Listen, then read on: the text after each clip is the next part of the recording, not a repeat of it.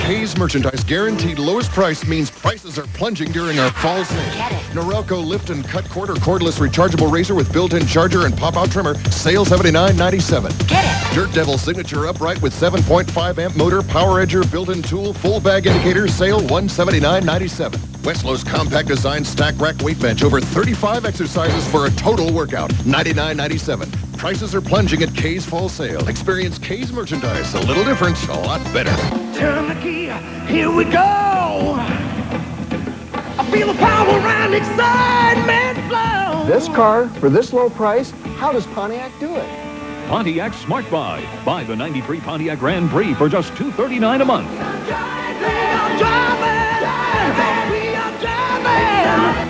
Don't lease. Buy this Pontiac Grand Prix, built right here in the heartland for just $239 a month. See your Golden Circle Pontiac dealers. Shop Bill's Ben Franklin for everyday low prices on craft supplies. Red Heart yarn, only $139 every day. Shop the everyday low prices at Bell's Ben Franklin. Kathy Soltero lives on the streets, 48 hours homeless, tonight at 10. Good morning. Governor Bill Clinton of Arkansas has been elected the next president of the United States. My fellow Americans,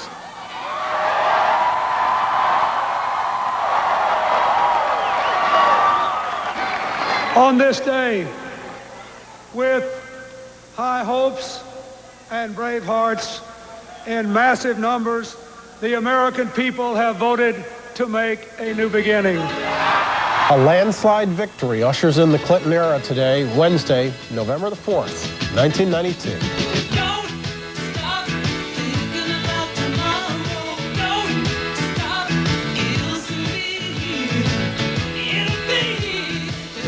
From NBC News, this is Today with Bryant, Gumbel, and Katherine, Couric.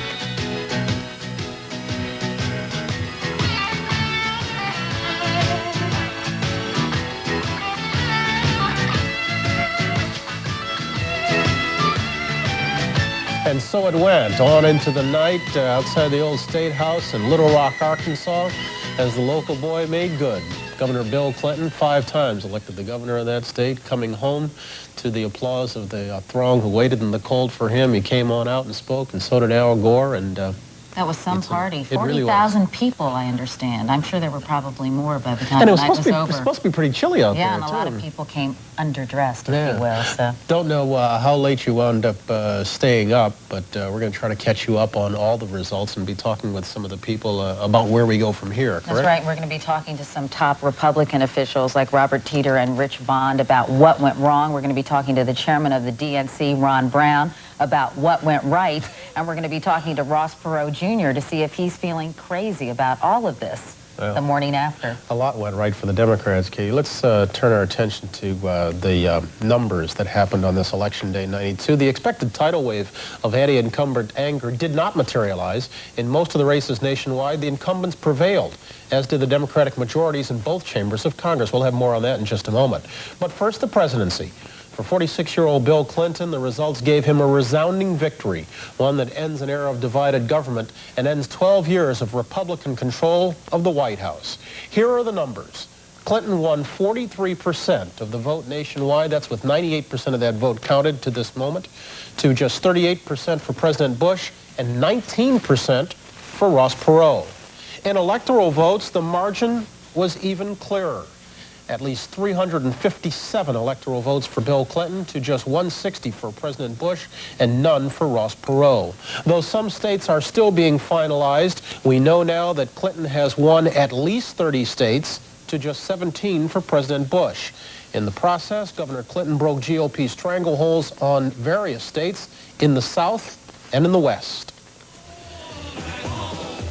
In Little Rock, as you saw, part of it was a night of celebration with Bill and Hillary Clinton leading the cheers and savoring the victory along with Al and Tipper Gore. This morning, the president-elect is looking ahead to the next 4 years. NBC's John Dancy is in Little Rock with more. Bud, good morning. Good morning, Brian. Well, as you say, the Democratic Party is back from 12 years in the political wilderness. But these are very different Democrats. Tens of thousands of Democrats gathered in downtown Little Rock to cheer Clinton's victory. They happily waited in 40-degree cold, singing the campaign song, Don't Stop Thinking About Tomorrow, a resolutely upbeat piece that fit Clinton's theme of youth and change. When Clinton made his appearance at the old Arkansas State House, he was also thinking about tomorrow. My fellow Americans, this election is a clarion call for our country to face the challenges of the end of the Cold War and the beginning of the next century. To restore growth to our country and opportunity to our people. Despite a bitterly personal campaign, Clinton thanked President Bush for a graceful concession and appealed to Bush and Perot's supporters. I know you love your country too. I ask you to listen to the voice of your leaders. I ask you to join with us in creating a reunited states, a united country with a new sense of patriotism to face the challenges of this new time. After 12 years out of the presidency, it was a time for Democrats to savor, and the Clintons and Gores partied long into the night with supporters gathered in Little Rock. Clinton and Gore made much of the fact during the campaign that they were new-style Democrats, pro-business, anti-deficit, middle-of-the-road, much whiter and more suburban than in the past. The voters obviously bought that theme. Now Clinton has to deliver on it. Bryant? We understand if you're bleary-eyed, Bud. Just curious, when did the party break up there? About 12:30, 1 o'clock, shortly after Clinton spoke here, people began to go home, but they were still in the streets at 3 o'clock in the morning. And you heard them all, I'm sure. Okay, Bud, thanks. For his part, President Bush was gracious in defeat, promising to work for a smooth transition from his administration to a Clinton presidency. NBC News White House correspondent Jim Miklashevsky has more on that from Houston. Mick, good morning. Good morning, Bryant. Like somebody suffering from a bad hangover, President Bush may wake up this morning wondering what hit him. Well, it was two things: Bill Clinton and a bad economy. Clearly relieved that the campaign was over, President Bush bowed out with grace. I just called Governor Clinton over in Little Rock and offered my congratulations. He did run a strong campaign. I wish him well in the White House. While some supporters wept, Bush never cracked. Despite the bitter tone of the campaign, Bush pledged to work closely with Clinton to ensure a smooth transition. There is important work to be done, and America must always come first. So we will get behind this new president and wish him well. In Indiana, Dan Quayle had nothing but admiration for Clinton's effort. If he runs the country as well as he ran his campaign, we'll be all right. Whatever mistakes his campaign made, his aides say Bush simply got caught on the short end of a bad economy. If the economy had been growing at 7% for the last 4 years, I think we would have won it. In retrospect, several key Bush advisors say the White House reacted too slowly to the recession. They started campaigning too late and made a mistake when they allowed the hard-line conservative message to dominate the Republican convention. Bush, however, was making no apologies. And we have fought the good fight, and we've kept the faith, and I believe I have upheld the honor of the presidency of the United States. And in a message to young people, he seemed resigned that it may indeed be time for a change. I urge you, the young people of this country, to participate in the political process. It needs your idealism, it needs your drive, it needs your conviction. There was a clear sense this was an end to a political era. As for Ross Perot, some Bush advisors believe if he had stayed out of the race, Bush might have had a better chance. All things considered, however, Bush aides admit that Clinton simply ran a better campaign. Brian. Mick, we're told that Mrs. Bush has invited Hillary Clinton to the White House to visit the private quarters. Any idea when that visit might be effected? No, we don't know yet. President Bush is going to return to Washington, take a couple of days of R&R, and decide what he's going to do next. It could include a foreign trip, perhaps to Moscow. Okay. Jim Miklashevsky, thanks. As for Ross Perot, he spent an estimated $50 million pursuing the presidency, but his dollars didn't produce a single electoral vote. Still, the Texas billionaire recorded the best showing of any third-party candidate since Teddy Roosevelt in 1912. Wherever he may go from here, one thing is certain: Ross Perot is not going to just go away. More from NBC's Lisa Myers. He could not resist doing it one more time. Perot campaigned his way and won a highly respectable percentage of the vote, breaking 20% in 28 states. To Perot, that was victory. Is this the end, or is this just the beginning? It certainly didn't sound like the end. Perot promised to stay involved as long as his volunteers want to, and urged them to support the new administration. For now. The only way we're going to make it work if all team up together. So let's give Governor Clinton a big round of applause. He's won. But there was a warning, too. I want everybody in the new administration to start doing such a brilliant job for the American people that we're all out in the street cheering them by February, don't you? Absolutely. Now then, we always got the safety valve, right? We got the safety valve. You can bring that old stray dog out from the dog pound again. The old stray dog, of course, is the way Ross Perot refers to himself. But not many pound dogs can shell out $60 to $70 million for their own campaign. And it's safe to say that Ross Perot thinks it was worth every last dime. Lisa Myers, NBC News, with the Perot campaign in Dallas. Though he won't be sworn in until January, Bill Clinton says he'll begin working on his presidency today. And he's asking all Americans to join him in creating what he calls a reunited States. NBC's Bob Kerr is at the White House this morning with a look at what's ahead for the coming Clinton administration. Bob, good morning. Good morning to you, Bryant. Well, Bill Clinton has just finished a very tough campaign, but even he might agree that now comes the hard part, trying to keep promises, pass programs, and not let down the millions of voters who have pinned their hopes on him. As tough as it gets, those who've been through it usually say campaigning is easier than governing. Bill Clinton already has outlined an ambitious agenda for his first 100 days, quickly offering a basic health care program and one to cut health care costs, proposing tax law changes, a middle-class tax cut, higher taxes for the wealthy, and incentives for business, scholarships paid back through salary deductions or by public service, welfare reform, and job training. Clinton says he intends to have a legislative program in Congress the day after he's inaugurated in January. Health care reform cannot be achieved in 100 days. It's an enormously complex issue, both substantively and politically. And President-elect Clinton would make a serious mistake in making great promises on that issue in the first 100 days.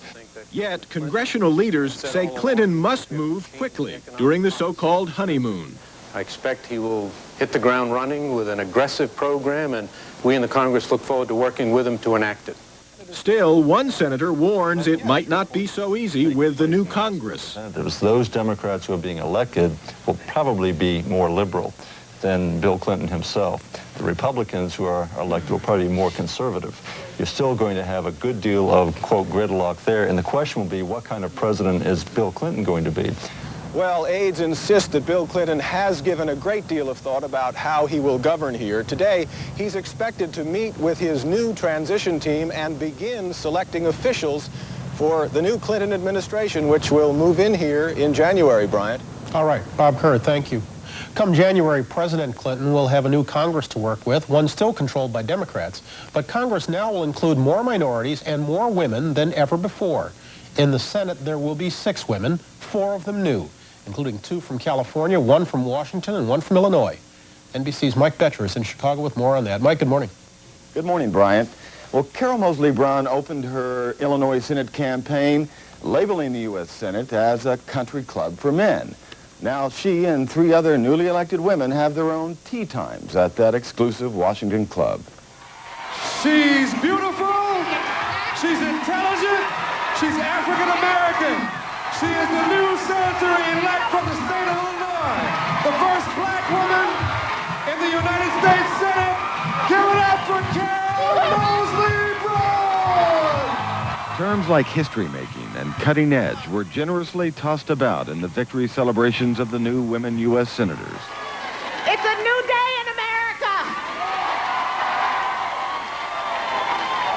Illinois is sending a woman to the United States Senate. Braun had tapped women's anger in the wake of the Clarence Thomas Anita Hill hearings and built around it a broad-based white-black male-female coalition.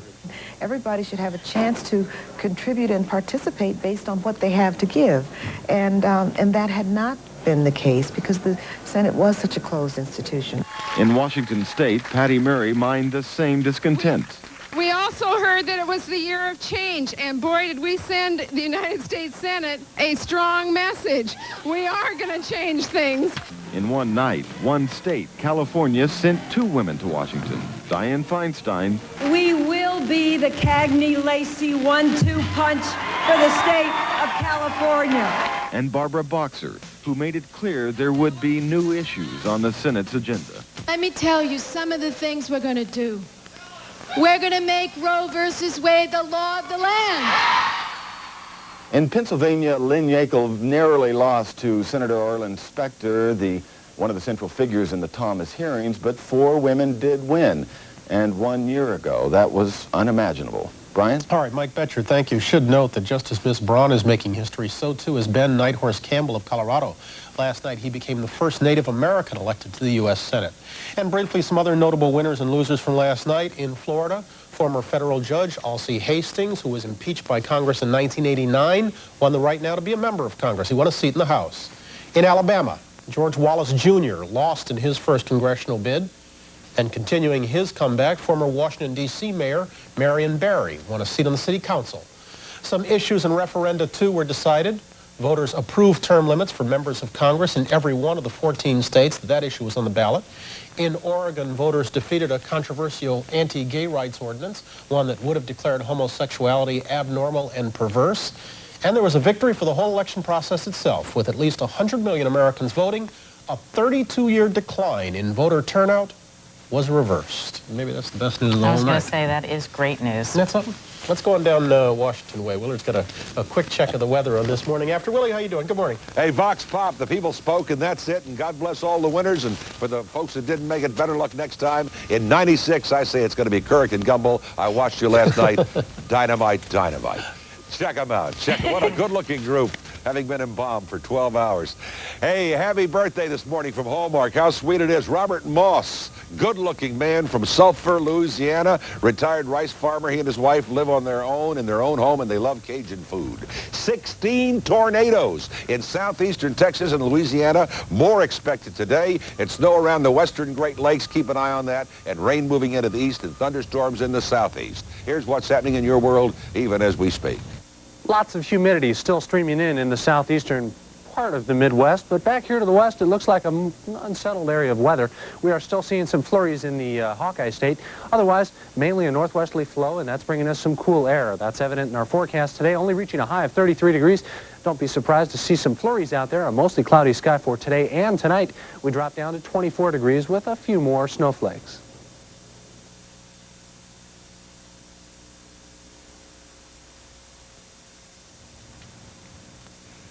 That's it. That's all for right now. Here's Katie. Thank you, Willard. It is now 17 minutes past the hour. Well, few people are smiling as much this morning as Ron Brown, the chairman of the Democratic National Committee. This morning, Mr. Brown is in our Washington newsroom, as is his counterpart from the Republican National Committee, Rich Bond. Good morning to both of you. Good morning, Katie. Ron, let me start with you. Let me ask you the question that Clinton ads have been asking voters for a number of weeks. How you doing?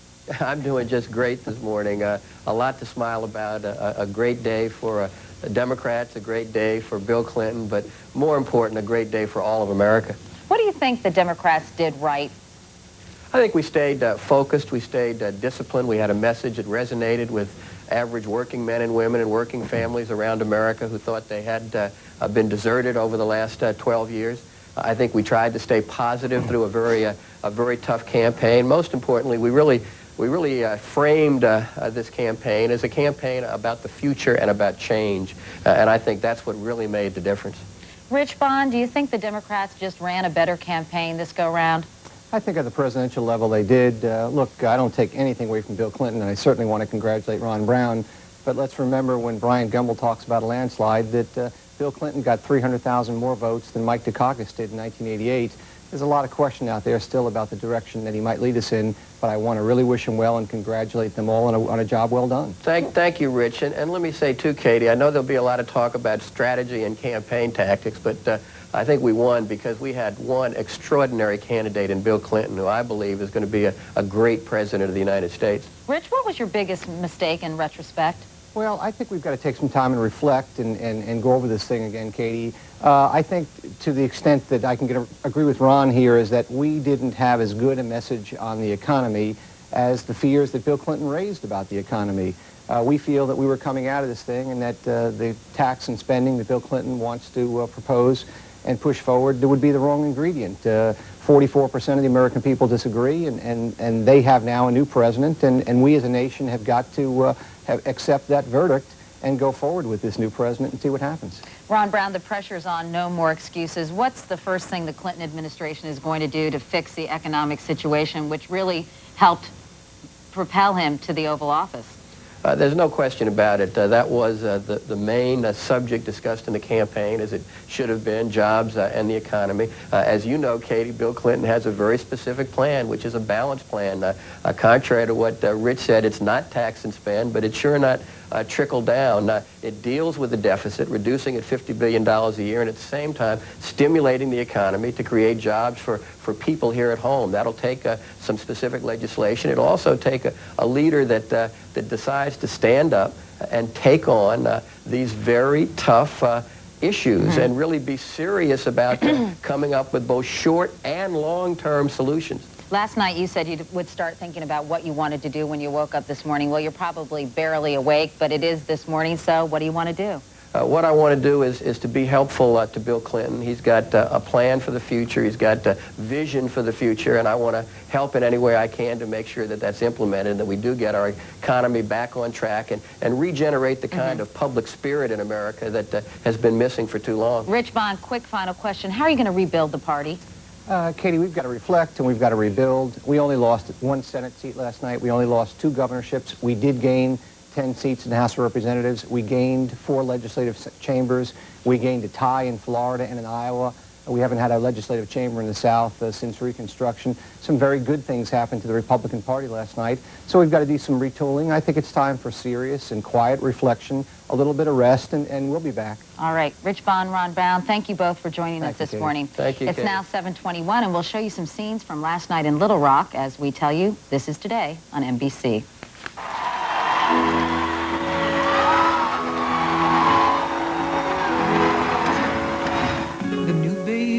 Up all night. Now you gotta make the morning right. Folgers always comes through. It's decaffeinated too. Mountain-grown Folgers decaffeinated. It gives you something the other leading brand doesn't. Richer aroma to wake you up. Now you're off to a great start, 'cause Folgers warmed your heart. The best part of waking up is Folgers in your cup. A little goblin told me, the most delicious baked goods are at Food Saver. The best specials, too. Family pack assorted pork chops, just $1.19 a pound. Nestle semi-sweet chocolate morsels, only $1.29. Schilling spices, extracts, and food coloring, all at half price. Fantastic baked goods and 10 to 30% savings every day. Food Saver, we sell for less 24 hours a day. So I hear you made an investment. Yeah, I got a computer. You don't come to me for a loan. I didn't need one. What do you mean you don't need a loan, huh? Well, Best Buy has this financing thing where I got a computer, but without the interest. No interest. No interest. Get 0% financing for 6 months. No payments, no interest on any computer at Best Buy. Like this Packard Bell 486SX with 170 meg hard drive, 4 meg memory, monitor, printer, and more, all for just $17.68. It was an offer I couldn't refuse. A simple comparison between the new 1993 Ford Escort LX lineup and the imports. What's the difference between the new Escort and the imports? Thousands. That's because all new Escort LXs are just one price, $10,499. And that's loaded. The imports have all kinds of prices and you pay extra for options. The 93 Ford Escort is not just a new car, it's a whole new way to buy a car. See your local Ford dealer and prepare to be impressed. We've still lots more ahead on this morning after Decision 92. We'll get to it right after this. Kmart's got a great sale on Echo Baker's secret bakeware. What's the secret? There's special pans, all your cookies and cakes slide right off and everything looks beautiful. I'll never tell. Terrific prices on Duracell batteries. What size does my tape player use? AA. And my calculator? AA. What's the 23rd letter of the alphabet? W. Ha. You're good. You didn't tell me Kmart had clothes like this. Sure I did. You didn't believe me. You've been dieting with a very special day in mind, which could mean you're not getting your daily amount of protein, because many foods that provide protein are also high in fat. But not this one. Kellogg's Special K, the only cereal that's fat-free and a good source of protein. So make Special K part of your future plans and get into that dress you've been dying to wear. Kellogg's Special K. Get the protein, lose the fat. New Yoplait Parfait style yogurt. What's to like? 3 layers. Real creamy. Fun to eat. Oh, it's low fat too. So, how do you like that? Parfait style Yoplait. Do it for you. Though we know you love butter, Fleischmann's found something other. It's over butter. All the smoothness of butter with a rich, creamy flavor. New over butter. New Fleischmann's Move Over Butter. Michael J. Fox and James Woods in the Buddy movie of the year. You egomaniacal little cockroach. What am I doing? A television premiere the hard way, NBC Sunday. A simple comparison between a Ford Taurus lease and the competition's lease. You can lease a new Ford Taurus for $248 a month for 24 months. They advertise a lower payment, which looks good, until you look at the asterisk, which disclaims a 60-month lease. So, in 5 years, you could be leasing your third new Taurus, or you could be driving an old one of theirs. What a difference an asterisk makes. The Taurus lease, $248 a month for 24 months. Only at your Ford dealer. I'm a wheel watcher. I'm a wheel watcher. Wheels is America's game. I'm a wheel watcher. I'm a wheel watcher. Everybody play. You'll leave your heart in San Francisco as Wheel of Fortune rolls through the Golden Gate to the city by the bay. Join us from San Francisco. Don't miss the excitement on Wheel of Fortune. All this week on TV 13. This 24-hour news update is brought to you by Motorola Radius 2-way pagers from Spring Valley Radio. Good morning. I'm Stacia Strand with this live local news update on a Wednesday morning, 4th day of November. Thanks for being with us. About 30 degrees right now. Scott's forecast coming up in just a moment. Iowa handed Bill Clinton all 7 electoral votes last night. We can take a look at how Iowans did vote in the presidential race. 44% for Bill Clinton with over 582,000 votes. And for President George Bush, he was able to get 38% from Iowa with 502,000 votes. Now, Republicans did pretty well as far as the Senate race and some other very close races. We did hand Republican incumbent Senator Charles Grassley a huge win last night. Here are the numbers on your screen. The race between Grassley and Democratic challenger Jean Lloyd Jones.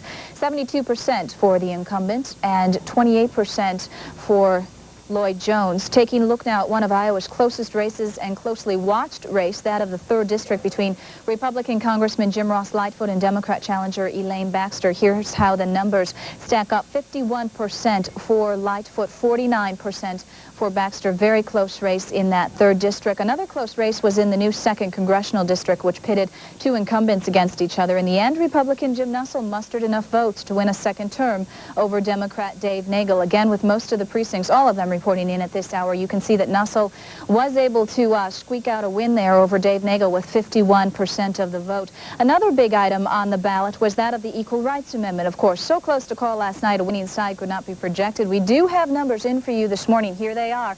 Iowa ERA defeated 52% to 48%. You can see the numbers there. Also, a big night for Prairie Meadows. Here is a look at the numbers for and against Public Measure A. You can see there 57% yes for Public Measure A. And the no votes coming in there, 66,043%. We have had our News Center 13's Courtney Maxwell reporting live for us throughout the morning on Today in Iowa, kind of checking out some reaction from local voters. Courtney, when we talked to you earlier this morning, you said some very mixed reaction to the races and the turnout. And that continues, Stacia. Some people here are surprised by the landslide win over a very popular incumbent president, George Bush. Other people say that they think Bill Clinton will do an excellent job as president. 2 issues that have affected a lot of people in terms of how they feel about the election. The first is high voter turnout. Many people think that's good. And the Ross Perot factor, a lot of people saying it's good for the election process. Stacia? Courtney, I think a lot of people were surprised that Ross Perot was able to get about 17%. That's exactly, yeah, that's what a lot of people here have been saying. You know, they just can't believe it was that high. Okay, Courtney Maxwell reporting live for us at Baker Square. We'll be checking in with Courtney for local reaction as people trickle in throughout the morning. We do want to get to our forecast. A few flurries out there. Scott Mayo's coming up next. Tom, call the office, please. You know, the idea that somebody back at the office on the other side of town, on the other side of the world, can put their voice through this tiny box is amazing. More and more people are wearing Motorola Radius voice pagers, and they're getting them from Spring Valley Radio. Use the Motorola Radius voice pager 24 hours a day for business or personal use. Spring Valley has the right one for you. Make yourself available wherever you go. A Radius pager will save you time, fuel, and money. Call Spring Valley Radio, 243-2337. Currently 30 degrees outside with cloudy skies. The forecast for today, mostly cloudy and 33. If you think a powerful, long-lasting, pain-relieving rub has to smell bad and stain clothes, then you haven't seen the light. Introducing Absorbing Power Gel. Its powerful formula penetrates quickly to soothe sore muscles. And while Power Gel's deep heating relief lasts and lasts, its pleasant spearmint scent vanishes in minutes, just like your pain. Absorbing Power Gel. Pleasant to you, but powerful on pain. New from Absorbing. What a relief. Danson and Branson, a News Center 13 special report, Monday at 10. Last night in Little Rock as Bill Clinton and Al Gore with an acceptance speech before the faithful at home in Little Rock. And we're back here on this Wednesday morning along with Katie Couric. I'm Bryant Gumbel. It was a long road to victory for the Clinton campaign. One of those who was there every step of the way was Bill Clinton's communications director, George Stephanopoulos. He's in Little Rock this morning. George, good morning. Congratulations. Thank you, Brian. Good morning. You had any sleep? Not a lot. And it's freezing out here. I'm sorry. There are such things as overcoats, George. You're right. I didn't expect to be out here. That's okay. Look, though the final numbers aren't all in, we're looking at a winning popular margin of about 5%, an electoral vote total of 365. Rich Bond obviously made it clear he doesn't call that a landslide. Those numbers exceed your expectations? Oh, absolutely. This was a win beyond all our expectations. We feel very good about it, and we're most excited by the fact that it looked like people across the board really voted for change last night, seniors and young people. And go ahead. No, I was going to say, what was the difference last night? Was it a matter of having a better message, or was the messenger the difference? I think both. I mean, obviously Governor Clinton throughout this campaign showed his resilience, showed his intelligence, his integrity, and never stopped fighting, and really carried a very simple message to the American people. If you want change, if you want your country to work again, if you want a president who's going to pay attention to the real problems you face, jobs and education and health care, then elect me and give me that chance. And last night they really did. Leave it to us to crash the party with disturbing stuff. But though Mr. Clinton won easily, two troubling facts. A majority of those who voted yesterday did not vote for Bill Clinton. And if we're to believe the polls, many of those who did vote for him aren't sure they trust him. How disturbing is all that to you? Not too disturbing. I mean, this has been a long and hard-fought campaign, and obviously whenever you have three candidates, it's hard to get an absolute majority. But we look forward to building that throughout Governor Clinton's presidency. He reached out last night to independents and Republicans and Democrats who may not have voted for him, and he'll earn the trust of the American people every day by fighting for them throughout his presidency. We feel real good about that. How much of the win do you attribute to the effectiveness of the Perot campaign? I'm not sure too much. I think that even if Perot had not been in the race at all, Governor Clinton would have won last night. But clearly, Ross Perot took a big chunk out of the electorate last night, and those people in the end wanted change. And we think that we can satisfy them over the next 4 years. As we heard in the news at 7 o'clock, the work towards a new presidency has begun. There are reports that the President-elect Clinton will be going to Washington this week. True? Not that I know of. I haven't had any discussions with him about it. He intends to meet with his transition board today, and he'll make a statement at the mansion later today. I'm certain we'll have further announcements as the days go on, but nothing real hard is planned yet. Can you tell us anything about the timetable for announcing either the transition team or those who might be part of a Clinton administration? We'll know a lot more after today when he meets with the transition board. As Chairman Brown said a little bit earlier, we've all been very focused on winning this election first, and the business of governing comes now. We talked about what Ron Brown might do. What might George Stephanopoulos be doing in a Clinton administration? Whatever Mr. Clinton asked me to do. Could you see yourself as press spokesman? It really is up to him. I haven't discussed it with him yet, and we'll just have to wait and see what happens. Okay, just real curious, I was asking about how much sleep you've had. When's the last time you had a day off, George? I'm not sure. I think it's been at least 7 or 8 months.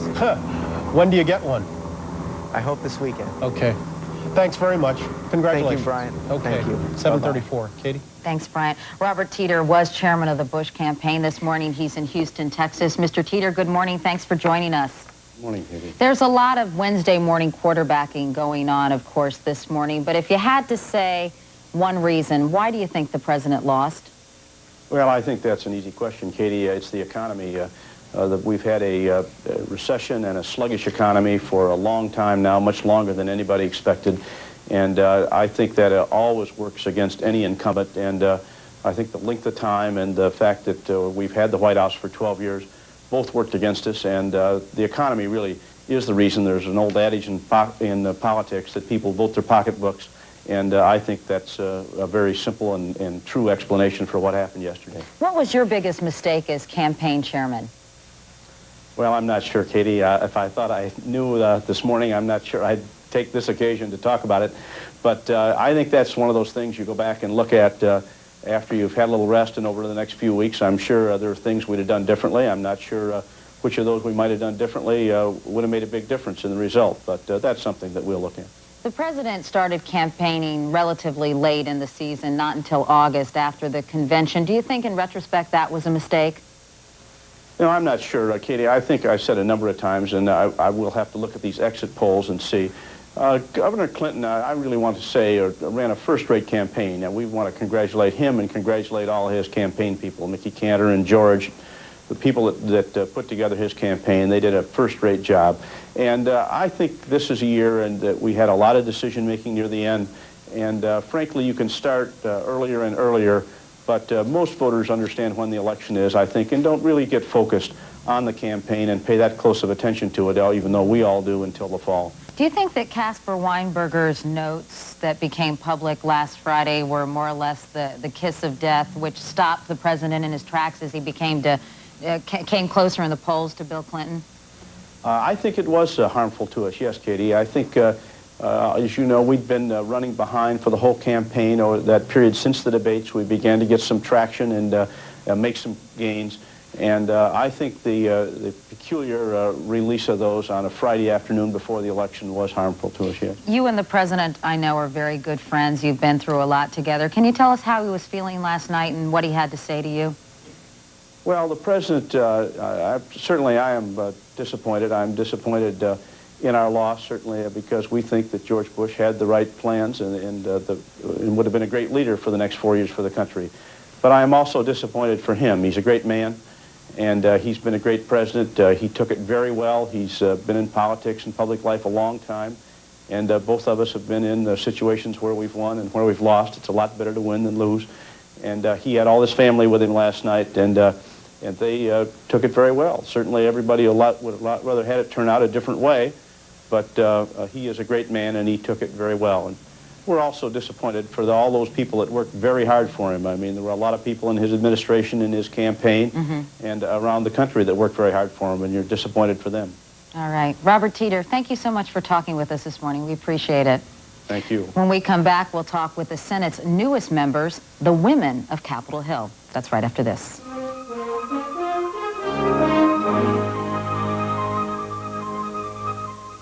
Buying 100% Colombian coffee can be tricky if you don't know what to look for. Because some coffee is only part Colombian, and some coffee isn't any part Colombian. So how can you be sure you're getting the richest coffee in the world? Always look for Juan Valdez. He'll only be on brands that are 100% Colombian coffee. The richest coffee in the world. Look for the symbol of Juan Valdez on brands like Uban, 100% Colombian coffee. This month, American businesses could lose 1,800,000 calls. That could be enough lost customers to fill Dallas.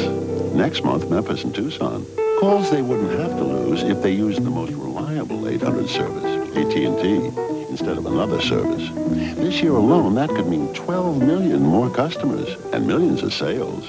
So choose AT&T 800 service, and you can get everything that's coming to you. Con man Thomas Johnson has been elected to Congress. It's the con of a lifetime. And he's speaking out on gun control. Men like a nice warm Uzi. On taxes. Read my lips. On the economy. And on sex education. Hey, hey, hey, hey, hey, hey, hey. Eddie Murphy, the distinguished gentleman. Yeah, I'm the man. This film is not yet rated. Coming December 4th to theaters everywhere. We're here at Nutrisystem for the very last day of a very special offer. Now's your last chance to lose all the weight you can by Thanksgiving for free. I'm Lonnie Daniels, and I just want you to think about it. All it takes is one call, one phone call. And by Thanksgiving, you'll be on your way to the Nutri-size you've always wanted to be. Lose all the weight you can for free by Thanksgiving. Pay only for Nutrisystem meals. Call 1-800-321-THIN now. Hurry, this is your last day. A grapefruit drink that's actually sweet? Yeah. Ocean Spray Ruby Red grapefruit juice drink. It's got a sweet taste that's really different. If this is grapefruit juice, this is sweeter Ruby Red. Surprisingly sweet Ocean Spray Ruby Red. These are Jimmy Dean flapsticks. They taste wonderful, the hardest thing I ever tried to explain in my life. Take Jimmy Dean sausage, wrap a nice pancake around it, put a handle on it. You understand that? You do. Try it. Taste that country goodness. The number of women in the U.S. Senate will triple come January. Americans yesterday elected 4 female senators to join the 2 already there. From the state of Washington comes the woman who campaigned as the mom in tennis shoes, State Representative Patty Murray, and now Senator-elect Patty Murray. This morning she's at our NBC affiliate in Seattle, King TV. Good morning and congratulations to you. Well, thank you. Good to be here. Let me ask you a question. Are you wearing those tennis shoes, and how did you get that slogan anyway? Oh, I wish I was wearing them. But I actually got it about 12 years ago when a legislator told me you can't make a difference, you're just a mom in tennis shoes. And I've been working hard the last 12 years to show that moms in tennis shoes can make a tremendous difference when they get out and go to work. What was the biggest selling point, do you think, of your campaign? I think that there was a broad appeal across generations of voters who are looking for change. They're looking for a new kind of leadership. I think the Year of the Woman had a part in it. There were a lot of women elected here in Washington last night. But I think even broader, people were looking for someone who they felt was going to go back and understand where they are today in the real world. Do you think, are you worried at all, of course, as you mentioned, there were a lot of angry female voters out there, that some of them voted for you simply because you are a woman rather than where you stand on the issues? Not at all. This election was very much scrutinized by the voters, and people had a lot of time to look in depth at the issues. I think that people voted for a candidate that they felt was going to speak out for them and understand who they are. How important were Bill Clinton's coattails for you? I think that Bill Clinton and I were both running from the same generation, understanding that there are 2-parent working families and single-parent working families, grandparents taking care of grandkids. I think both of us are voices for today, and I think we swept in on the same wave. What's foremost on your agenda once you get to Washington? Well, I certainly will be spending the next several months working with other senators, creating new coalitions to work for the legislation that's important. One of the issues that's important here in my state is family leave, and certainly solving the timber crisis that faces us here in the Pacific Northwest.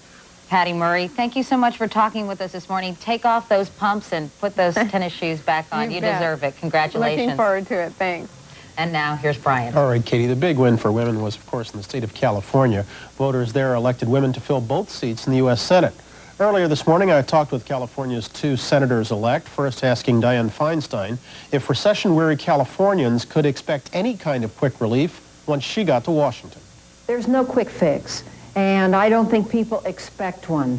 But I think what they want to see is that there's some steady progress being made, that the gridlock is gone. And I would be hopeful. You know, I heard the Republican leader in the Senate say, well, we'll sit back and wait and see, and maybe we'll stop what they want to do. I hope he would reconsider that, because out here in the largest state of the union, people want to see their government perform and work for them. And there's just been too much of that partisan bickering and gridlock that's characterized both houses of the Senate and the House of Representatives. The time has really come to stop all of that. Isn't there? And let's do what we're supposed to do, which is work for the people. Doesn't that now put an awful lot of pressure on the Democratic Party because there are no more excuses of divided government? Well, there aren't. Of course, we may not have 60 votes that are necessary for cloture in the Senate. And so what we will have to depend on is the fact that there was a tremendous mandate in this presidential election. And I think the election of both Barbara Boxer and myself to the Senate is so historic. The election of the first African-American woman to the United States Senate, the first Native American man to the United States Senate. These are big roadblocks, or I should say road posts, that we are passing by on our way to change. And so we've all got to work together, and I think that's clearly the message. As you know very well, much was made about this being the political year of the woman. Did it help you in your race? Was gender a factor? Well, I can't tell you that because I think we will probably end up winning strongly among women and among men as well. I think, Brian, the year of the woman is the fact that women have been so very active politically this year.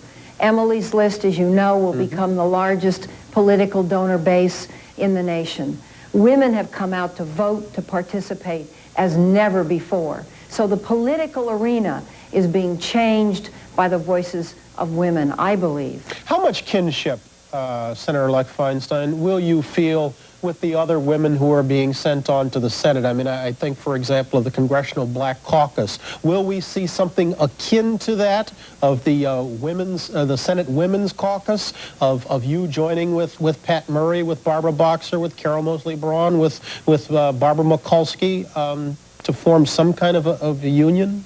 The answer is yes. I think you will see women work together and work for change in a way which is unparalleled because we haven't had the numbers to do what we need to do.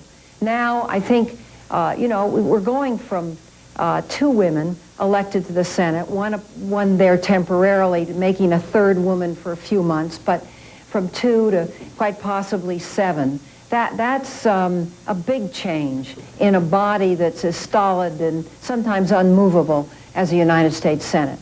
And I think we send a loud, clear message that it isn't going to be business as usual, that we need to downsize and reform our government and upsize and improve our economy.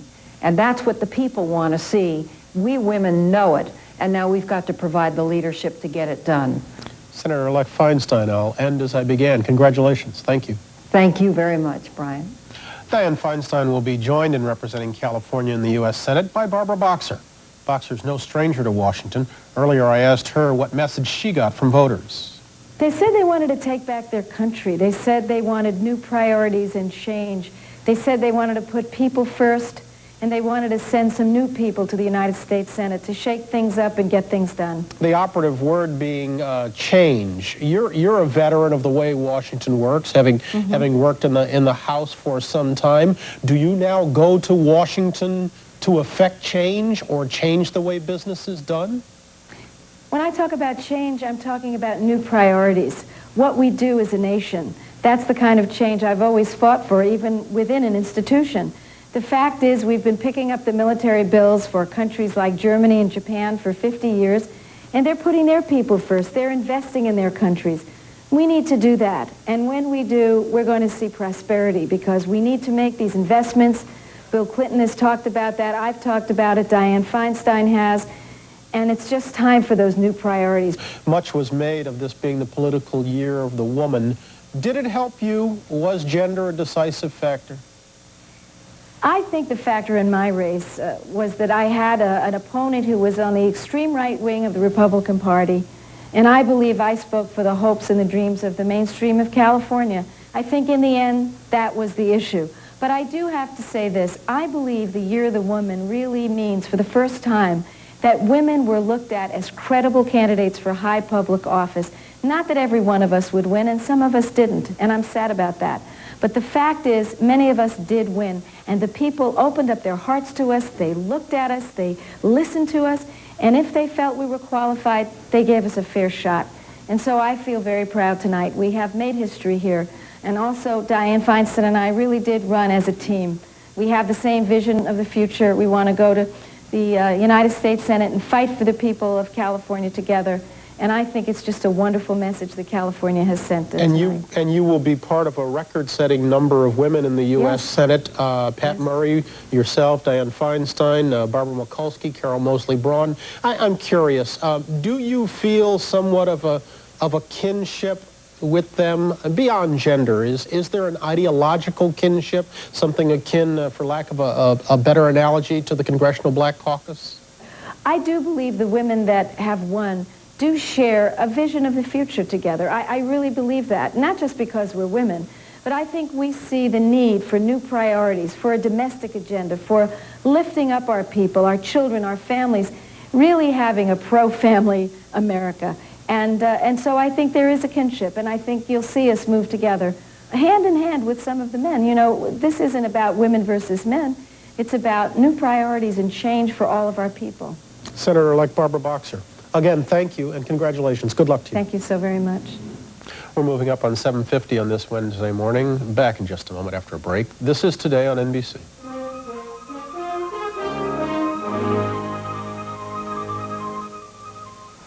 Hi, Frank Green at Quality Ford in West Des Moines. As you know, a couple of weeks ago, a lot of our inventory was hit with a light hailstorm.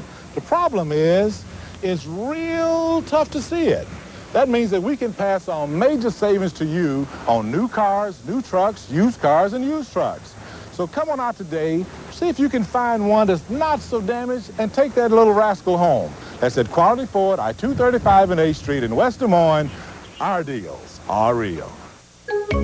No matter how you look at it, Oh, the blue label stands for the world's top banana. Chiquita Bananas, every day at Food Saver. You'll find terrific savings this week at Walgreens. Monistat 7 is on sale. Cream or inserts just $14.99. They're $11.99 after rebate. Carefree Panty Shields are only $1.29. They're free after rebate. Auto-inflate or finger digital blood pressure monitors. Your choice, just $59.99. And save over 40% on personal optics reader glasses. Full or half frame, even bifocals, a $14 value, now only $7.99. For the best values, hurry to Walgreens. We're overwhelmed with the way Des Moines has taken us in. One reason has to be Bernhard Home Furnishing's very simple and exciting concept. We manufacture what we sell, like this extraordinary Millennium Group, or this Cadence bedroom set, just $19.99, or the Bellwood Group, your choice of custom painted finishes. Who says you can't get a great look and a great price? Bernhard Home Furnishings, I-235 and the 8th Street exit. What's it like to be homeless? Recently, News Center 13's Kathy Soltero spent 2 days and nights on the streets of Des Moines as a homeless person.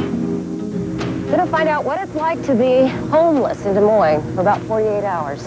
What's it like to be homeless? Find out as Kathy Soltero lives on the streets, 48 hours homeless, tonight at 10.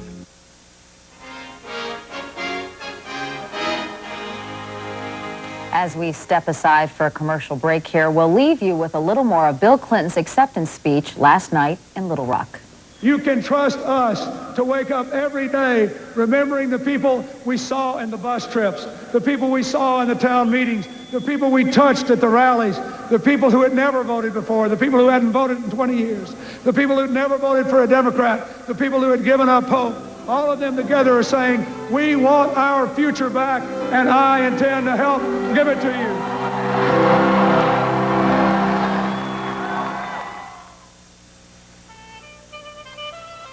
No one has to tell you that doing business today is more challenging than ever.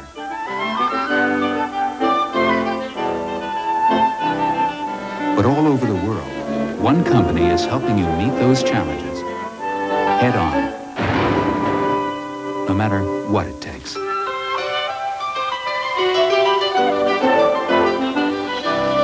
New challenges, new thinking.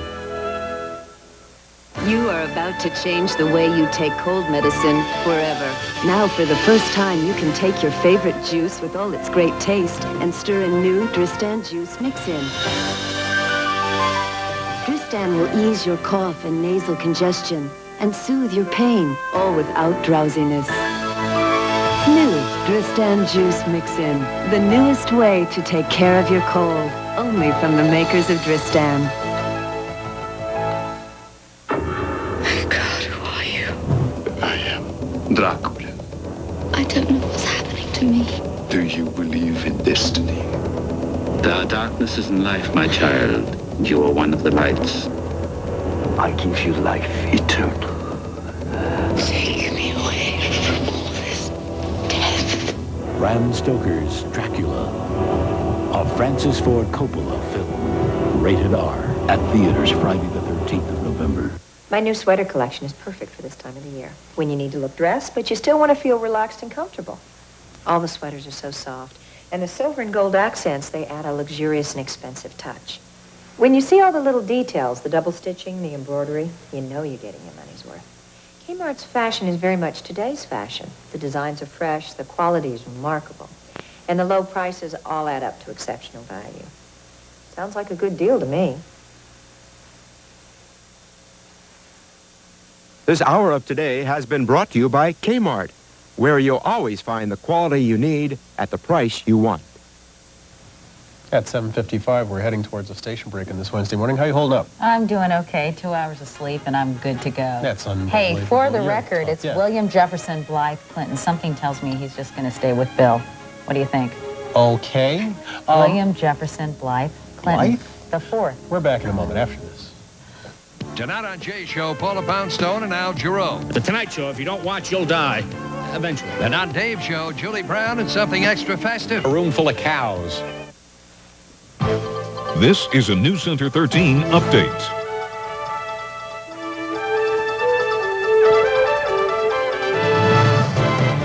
Good morning, I'm Stacia Strand with this live check on local news. A Wednesday morning, 4th day of November, 5 minutes before 8 o'clock, temperature in the low 30s. Scott Mayo's forecast in just a moment. Of course, the big news, America waking up to a new president, President-elect Bill Clinton. Will be in the White House come January. We can take a look at how Iowans voted in this presidential race. Here are the numbers in Iowa. 44% voting for Bill Clinton, and President Bush bringing in 502,000 votes with 38%. Iowa was very kind to Republican incumbent Senator Charles Grassley. He was able to get a huge victory over his challenger, Democratic challenger Gene Lloyd Jones. 72% for Grassley. Lloyd Jones coming in with just 28% there.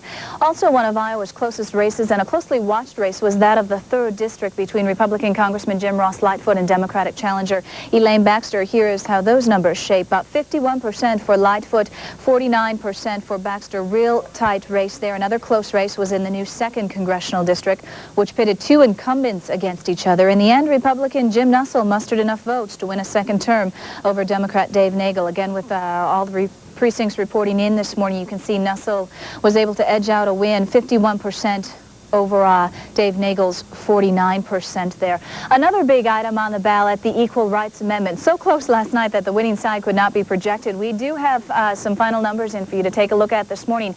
Iowa ERA defeated 52% to 48% last night. And also another big night for Prairie Meadows. Here is a look at the numbers for and against Public Measure A.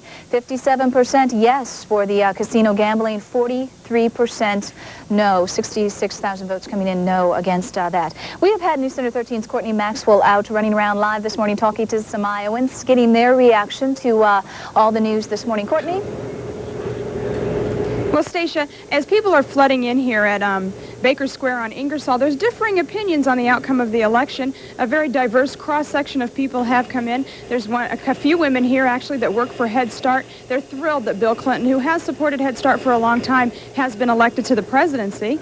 There's 2 men who are very disappointed. They wanted President Bush to win in the election. All people say that high voter turnout was very good for the election process, as was the entrance of Ross Perot into the race, even though he dropped out and came back. People say it was very good and it was very healthy for the process. Stacia? Courtney, we'll get back to you on our next update, maybe get some reaction to people, what they thought about that ERA vote coming in real tight last night. A lot of people probably waking up not knowing the vote until this morning. It was defeated, of course. We do want to get to Scott's forecast, that coming up in just a moment.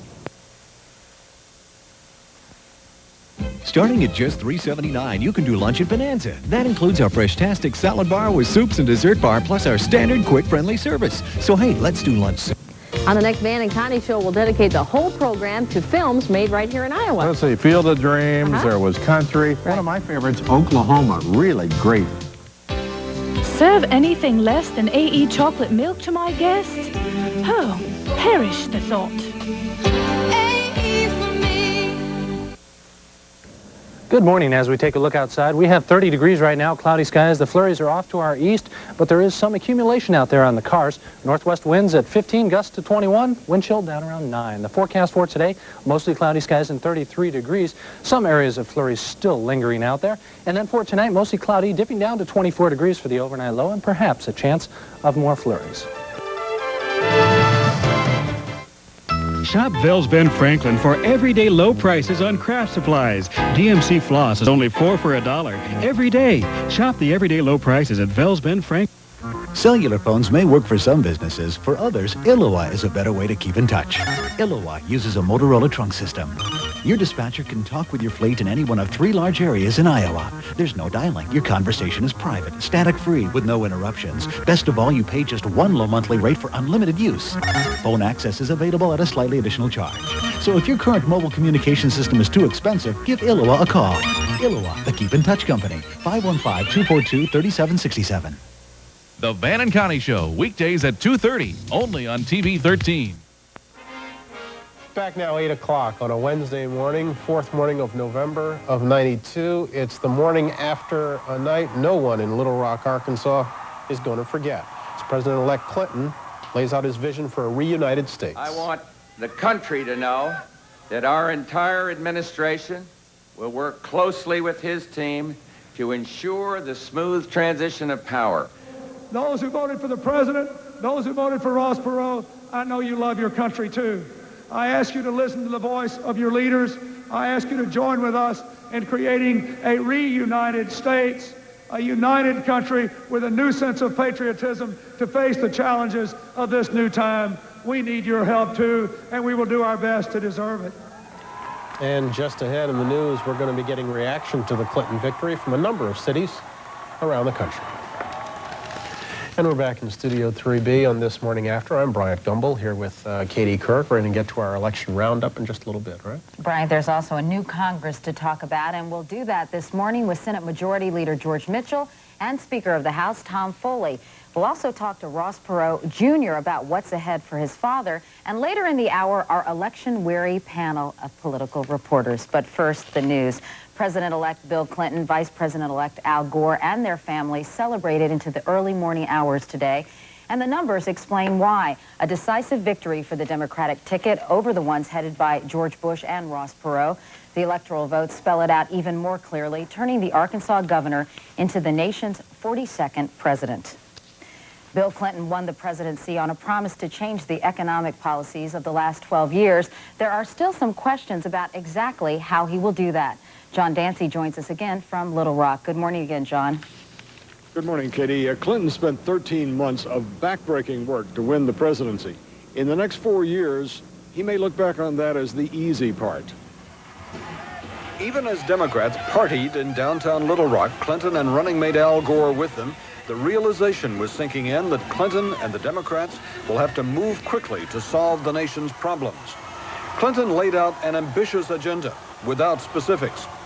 This election is a clarion call for our country to face the challenges of the end of the Cold War and the beginning of the next century. To restore growth to our country and opportunity to our people. To empower our own people so that they can take more responsibility for their own lives. To face problems too long ignored, from AIDS to the environment, to the conversion of our economy from a defense to a domestic economic giant.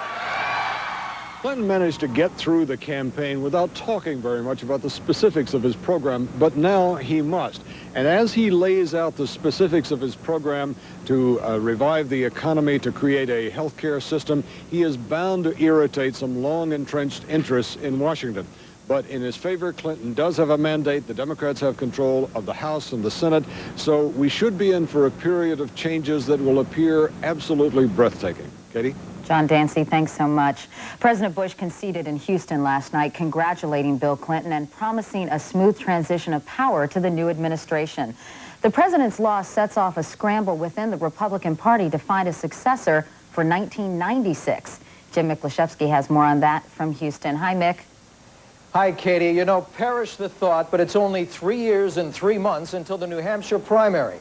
And during that time, there will indeed be a mad scramble for the GOP nomination and a struggle for the very identity of the Republican Party. For supporters gathered in a Houston ballroom, it was an emotional end to a grueling campaign.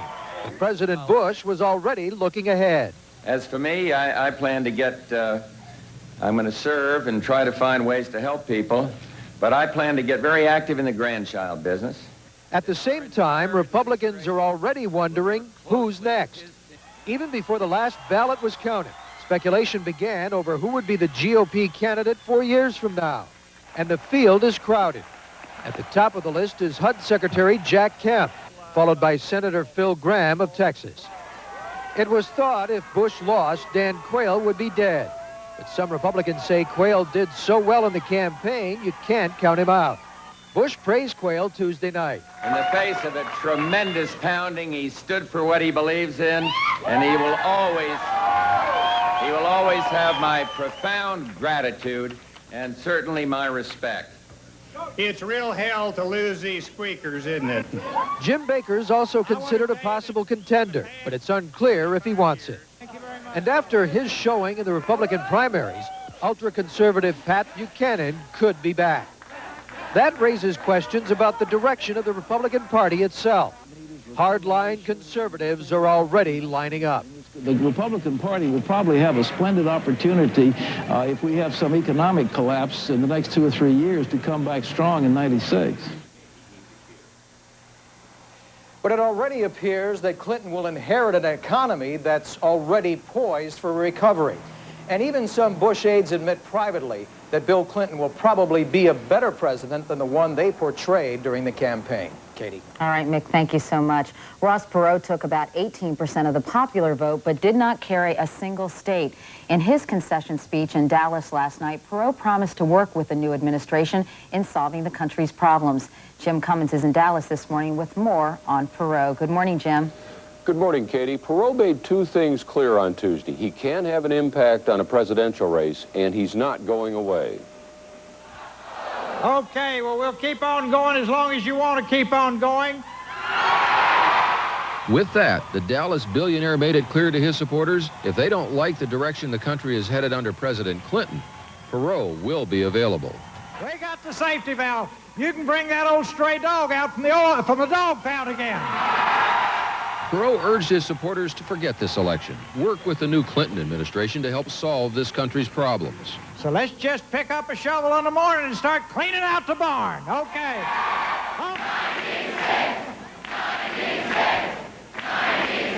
But as his supporters repeatedly chanted 96, Perot didn't say no. It was a typical Perot rally with singing, dancing, good times. Later, as he was leaving the Dallas hotel, I asked Perot whether he plans to run in '96. That's 4 years off. I hope Gumbel will new president will do such a good job that nobody will be thinking about it. Can't wait 4 years. Need to fix it now.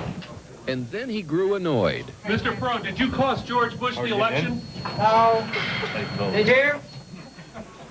Perot's running mate James Stockdale said Ross Perot has changed the face of presidential politics by getting his message out unfiltered by the news media.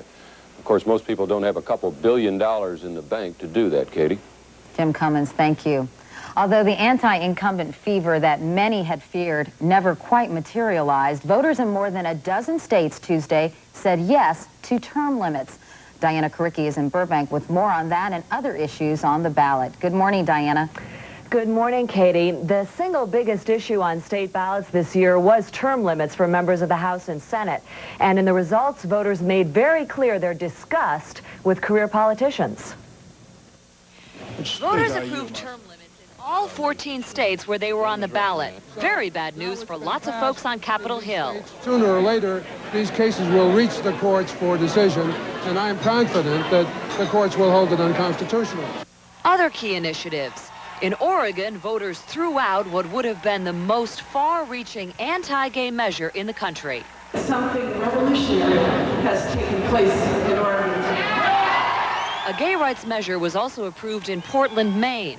Gay rights suffered defeats in Colorado and Tampa, Florida. Arizona became the last state in the union to recognize a Martin Luther King Day. Voters deciding they've lost too much money from conventioneers boycotting the state. Free at last, free at last, we are free at last. On the abortion front, voters in both Maryland and Arizona came out very much in favor of protecting a woman's right to abortion.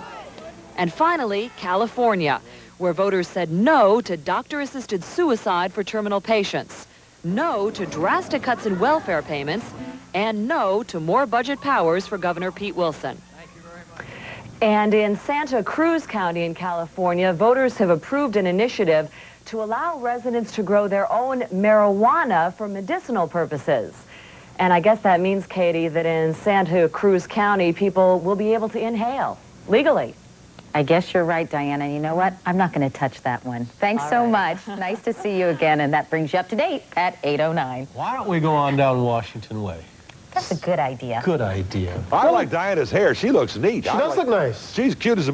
Well, I don't care who won the election. It means nothing to me, but I've been influenced by Larry King. If he can get that popular, by gosh, I'm going to try suspenders. And I'm also going to wish the First Baptist Church of St. Petersburg, Florida, a happy 100th birthday.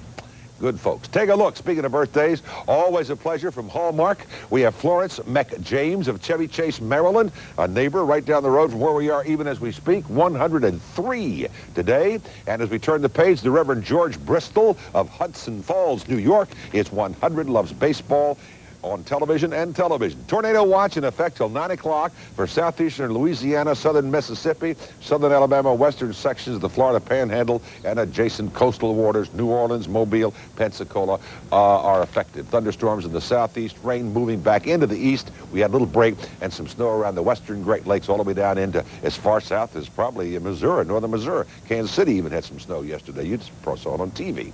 Here's what's happening in your world even as we speak.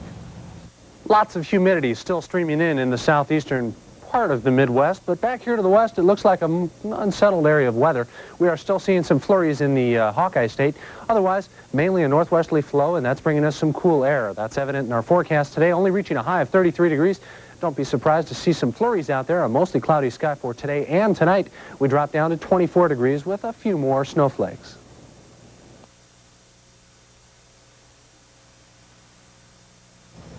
Now back to New York, and here's All Night Bryant Gumbel. All right, Willie, thank you.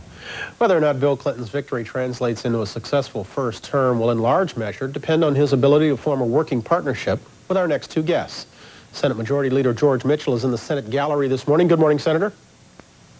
And House Speaker Thomas Foley is in Spokane, Washington, where he just won re-election last night. Mr. Speaker, good morning and congratulations.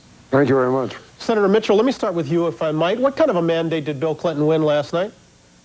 I think the American people voted for change, particularly in the economic policies of our country, a desire for action to get the economy moving again, to create jobs, to reform the healthcare system. They said they want change. They obviously want quick relief. How fast are you going to be able to give them results? Well, obviously, as fast as is possible under the circumstances. I think that the new president will be ready to go early, and that we'll act promptly. Mr. Speaker, we think back to Madison Square Garden and the convention here, and then Governor Clinton challenged Congress to basically get its act together. Is the onus going to be on Congress to cooperate?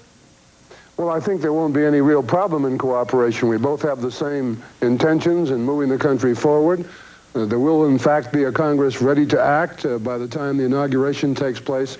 And I think you'll see early cooperation, early action from the 103rd Congress. I understand that this weekend you'll be meeting with some incoming congressional freshmen to map out issues and goals. Can you give us an idea of what your speech is going to sound like? Well, we're going to talk about the opportunities that lie ahead for the new Congress. It's going to be an exciting Congress. It will be a big turnover of members, but also more women, more African Americans, more Hispanic members. It's going to be a more representative Congress, and one very much in tune, I think, with the message of change and movement that is the message of the Clinton-Gore campaign last night. Senator Mitchell, since everybody is applauding this end of divided government, any concern on your part that there might be somewhat unrealistic expectations at this point of how much can be done and how rapidly? No, I think that the election last night is a great victory for Governor Clinton and Senator Gore, and a great responsibility for all of us in a position to act. I think that Governor Clinton laid out his plans rather clearly. He's talked for 13 months now about the need for change in economic policy. So our initial action, and what I think is the mandate of the election, is to act promptly to deal with the economic problems facing the country. Let me bring in Senate Minority Leader Bob Dole, re-elected to the Senate from Kansas last night. He's also in the Senate gallery this morning. Senator Dole, good morning. Congratulations to you, sir. Thank you. What's your take on what you've been hearing this morning? It all sounds very good. We're hearing about change. We're hearing about cooperation. Sounds nice. Does it sound realistic? Well, there's no mandate. Clinton didn't have a popular majority, and there are no coattails. So beyond that, I think certainly he's congratulated for his victory. There's virtually no change, no change in the Senate. There wasn't any change of incumbents. I think really one incumbent on each side lost. Senator Seymour lost, but he was hardly an incumbent. He'd only been here about 14 months. So we're ready to go to work, obviously where we can cooperate with the majority leader. Senator Mitchell will do that. But on the other hand, we were going to reflect the views of the Republicans, the independents, the Perot supporters who did not vote for Clinton, and watch out for more taxes and more spending. When you talk about the Perot supporters, is it your intention to make their priority of deficit reduction and maybe even the bad medicine, they talked about your priority in the Senate? Well, I think it ought to be everybody's priority. I think the one thing you ought to give Ross Perot credit for was putting that on the table and sticking with the deficit. Now, he didn't give us all the answers, but at least he alerted many American people, Republicans, Democrats, and independents, that we have to deal with a deficit.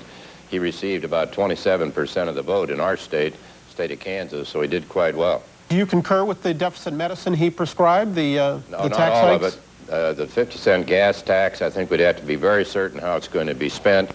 But I think he did hit a nerve with the American people, a lot of people who'd never voted before. And we need to, I'm speaking now of Republicans, we need to reach out to those people. And I'm certain the Democrats will try the same thing. Senator Mitchell, as you're listening to Senator Dole, do you like what you're hearing, or does it sound somewhat ominous? No, it doesn't sound ominous. Senator Dole talked about Clinton's lack of mandate. You could look at it another way. Two-thirds of the people voted against the incumbent administration and for change in policy. I think that the Perot supporters will find a receptive attitude in the Clinton administration, and I agree with Senator Dole that we have to address the deficit. I think the three issues that dominate are interrelated. Economic growth, deficit reduction, and health care reform. I don't think you can deal effectively with one without dealing with all of them. And we look forward to what we hope will be good cooperation from Senator Dole and our Republican colleagues in achieving those objectives. Speaker Foley, the last time we had a Democratic Congress and a Democratic president, things didn't go so well. What lessons have you taken from that experience? Well, I think we need to start early to work together. I think that will happen. I think the incoming administration and the leadership in Congress will be talking very soon and working very closely together. As Minority Senate Leader, Senator Dole, what do you see as some of the political pitfalls of a Democratic Congress attempting a honeymoon with a Democratic president? Well, I think, first of all, they clearly have the responsibility now. There's no divided government. The Democrats have majorities. It's up to them to push the Clinton program, whatever that may be. So I think, we had a lot of new members coming in to the Senate and the House. They've made certain promises and pledges to the voters. Again, we'll see how that works out. But I think from the Republican standpoint, obviously, we want to be constructive, but we also want to make certain that we're talking about the future, talking about spending and taxes. So I think it's going to be an interesting time.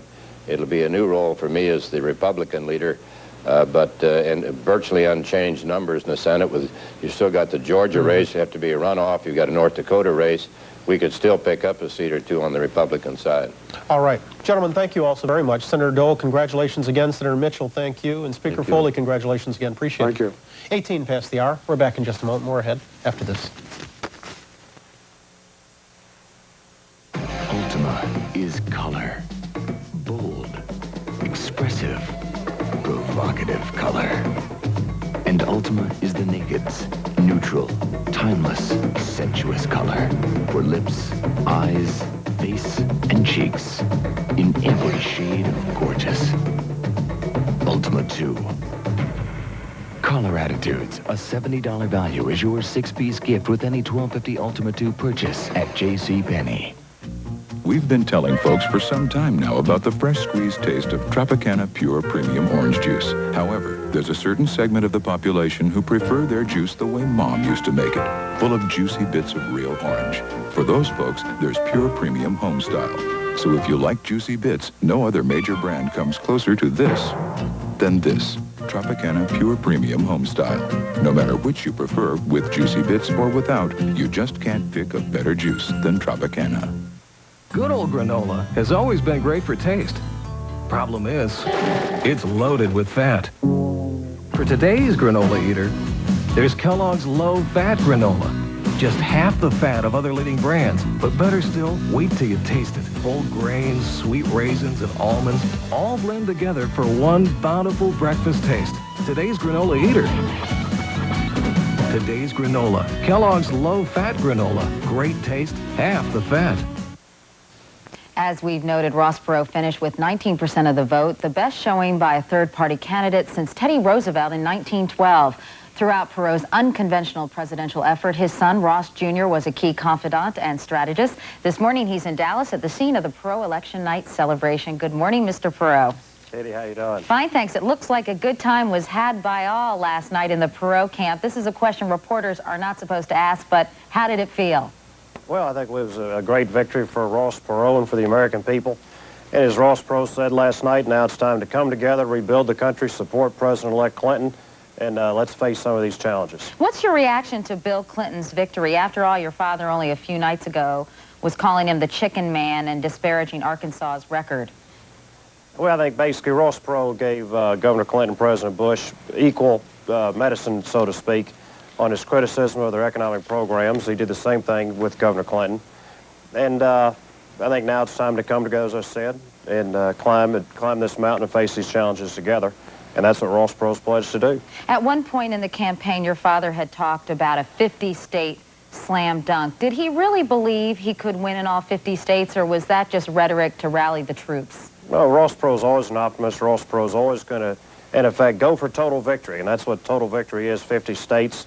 That was his goal, and he wasn't going to set his sights less than that. He really did surprisingly well to some people, perhaps not to you, but he broke 20% in some states and even came in second in a couple of places. Does it make you wonder what might have happened had your father not dropped out of the race in July? Oh, not really. We don't have, we don't spend a lot of time looking back and playing what-if games. We're more concerned about the future and where we go from this point. And Ross Perot did a great job. He did the best he could under the circumstances. And we're very proud of the outcome. Your father talked last night about supporting the Clinton administration. Do you think your father would be interested in any role in that administration? Well, Ross Perot has helped every president since Nixon, and he'd certainly be willing to help President Clinton if President Clinton asked. And I doubt it'd be a formal role. It'd probably be more of a project-by-project role. What about President Perot? He held up a bumper sticker last night that said Perot in '96, and he laughed. Right. Does he take that seriously at all? No, not at all. I mean, but also he said he hopes that President Clinton will get these problems fixed, and there wouldn't be a reason for a Perot in '96. But what if President Clinton does not get these problems fixed? Do you think it's a notion that your father might entertain? No, I think basically Ross Perot came, he was active this year because he thought this is what he had to do to help fix some problems in the United States. If in 1996 he has to become active again to fix problems, then he'll do it. But every year is different. We'll just have to see. And I hate to really start thinking about 1996 at this early date. It's a little soon, that's right. But before we go, tell me, how do you think Ross Perot's role in the campaign of 1992 will be remembered? I think he'll be remembered as basically being a very strong force in 1992. It's a very untraditional campaign. It's the first time we really ever had a non-politician run as a third-party candidate and certainly do this well in the United States history. And that's something we can be proud of. But also, he focuses on the deficit problem. He certainly defined the problem. He certainly outlined solutions to that problem.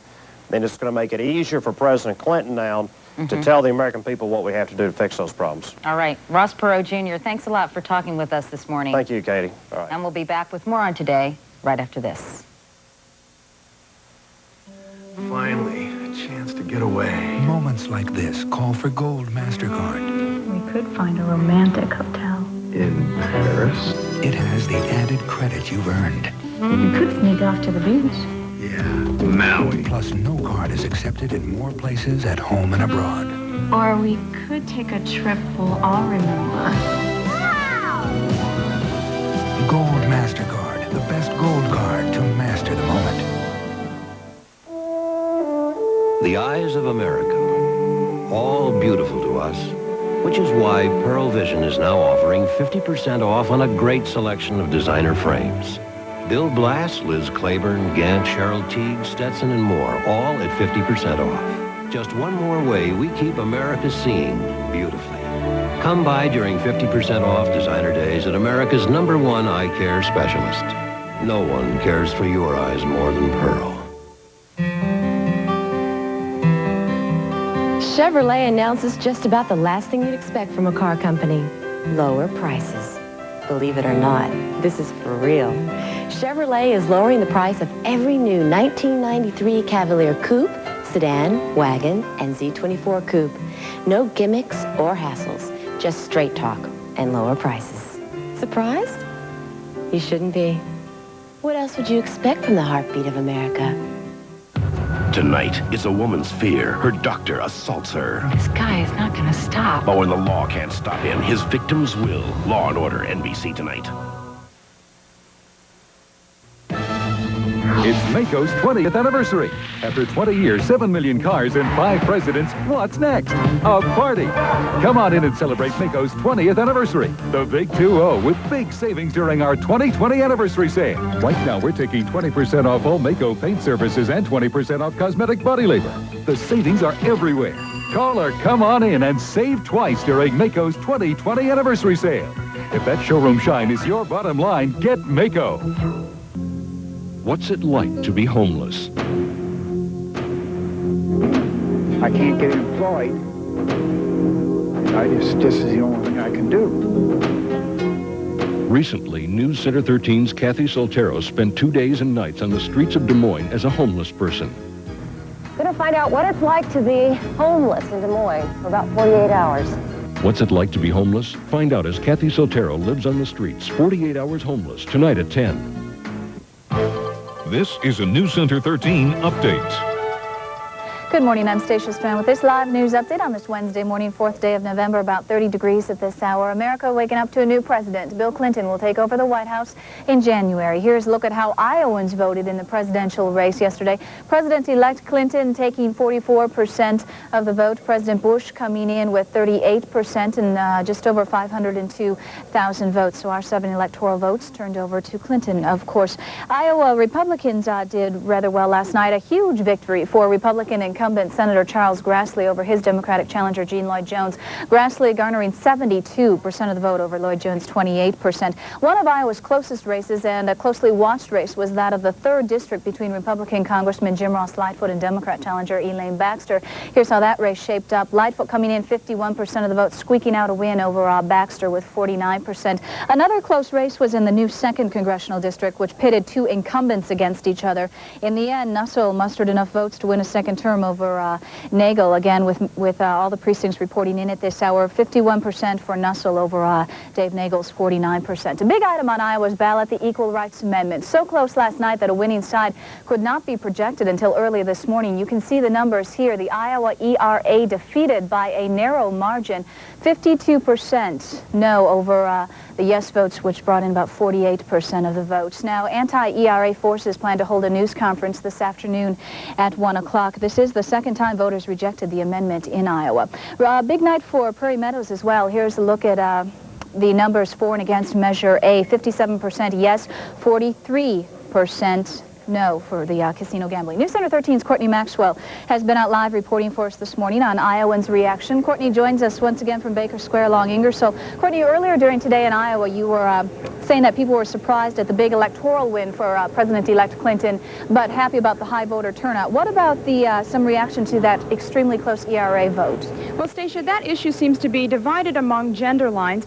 A lot of the men I spoke with said they didn't vote. They voted no for the ERA. Women said they voted yes. And some of the women said they felt like that some of the political ads that have been out against ERA and some of the different groups that have been protesting may have obviously had a very large impact on the effect of that. But a lot of people here today are bringing in newspapers from USA Today and the Des Moines Register.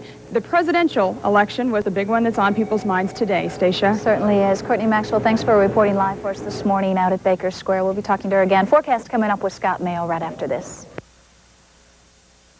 Hayes merchandise guaranteed lowest price means prices are plunging during our fall sale. Get it. Norelco lift and cut cord or cordless rechargeable razor with built-in charger and pop-out trimmer, sale $79.97. Get it. Dirt Devil signature upright with 7.5 amp motor, power edger, built-in tool, full bag indicator, sale $179.97. Westlow's compact design stack rack weight bench, over 35 exercises for a total workout, $99.97. Prices are plunging at Kay's fall sale. Experience Kay's merchandise, a little different, a lot better. As you walk out the door, a fairly quiet morning in Des Moines. 30 degrees, cloudy skies across central Iowa. Let's look at our forecast for today. Mostly cloudy skies, temperature hovering in the 30-degree range. A few flurries out there. All across the USA, great deals on the road. I go Hojo. Stay at any Howard Johnson or Hojo Inn for great sale rates. Then get $750 in travel discounts. Check in with your Visa card and we'll give you $100 in instant bonus coupons. Plus, we're giving away a vacation a week to anywhere we are. America turns to orange. Howard Johnson today. For reservations, call 1-800-I-GO-HOJO. Kathy Soltero lives on the streets, 48 hours homeless, tonight at 10.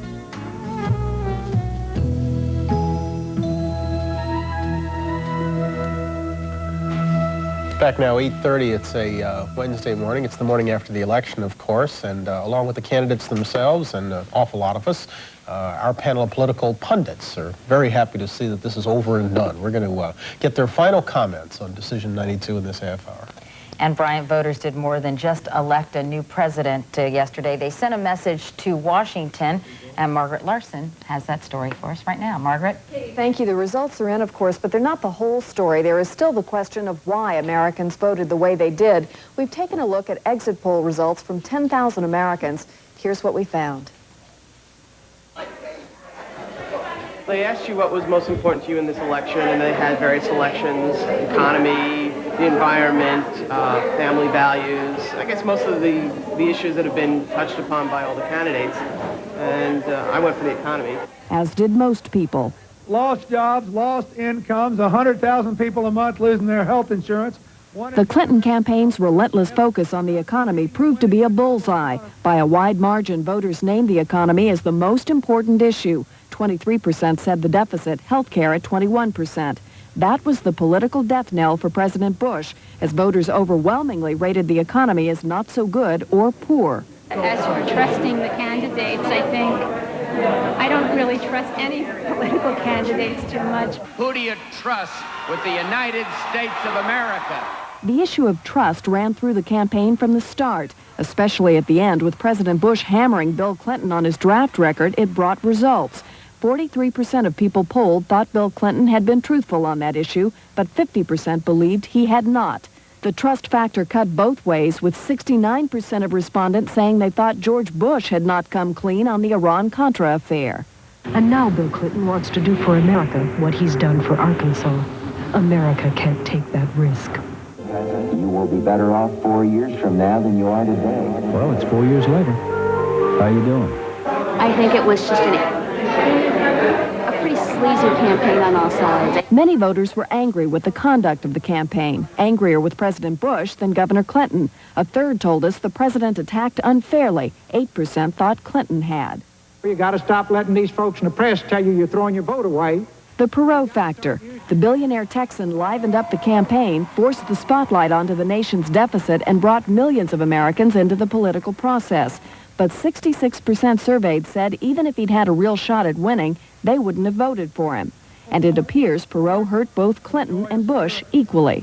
But I ask you to be Americans again, too. To be interested not just in getting, but in giving. What do Americans think a Bill Clinton presidency will bring?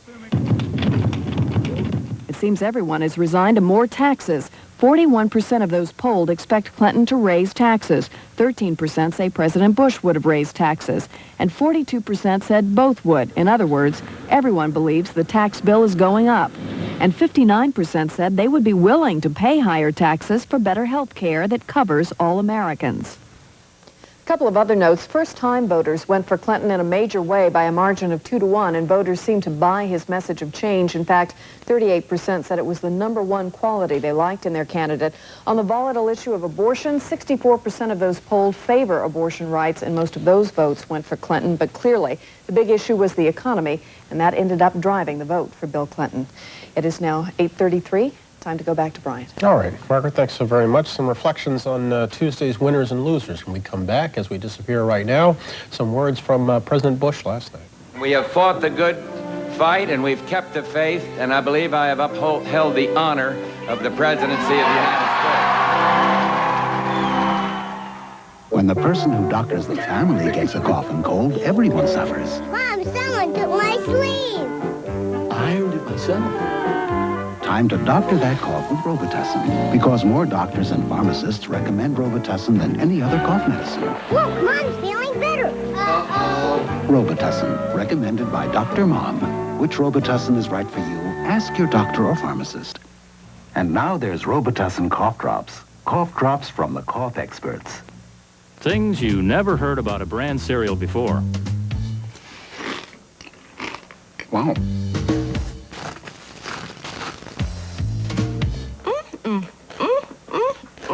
If you've never heard this about a brand cereal, try Kellogg's Frosted brand. It's different. It's lightly frosted, and it's crunchy, so it tastes delicious. Kellogg's Frosted brand.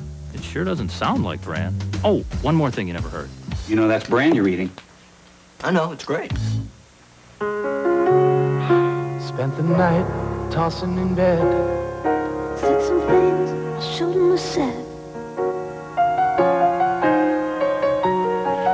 Now the sunlight's breaking through. I put some coffee on for you. Can't help waking up. Oh, I smell that Folgers brew. The best part of waking up is Folgers in your cup. Mountain-grown beans, specially ground, now give Folgers richer aroma to help wake you up and light up your morning. The best part of waking up is Folgers in your cup. Now, own the movie you've been waiting for. It's time to follow your heart. It's time to discover the enchantment.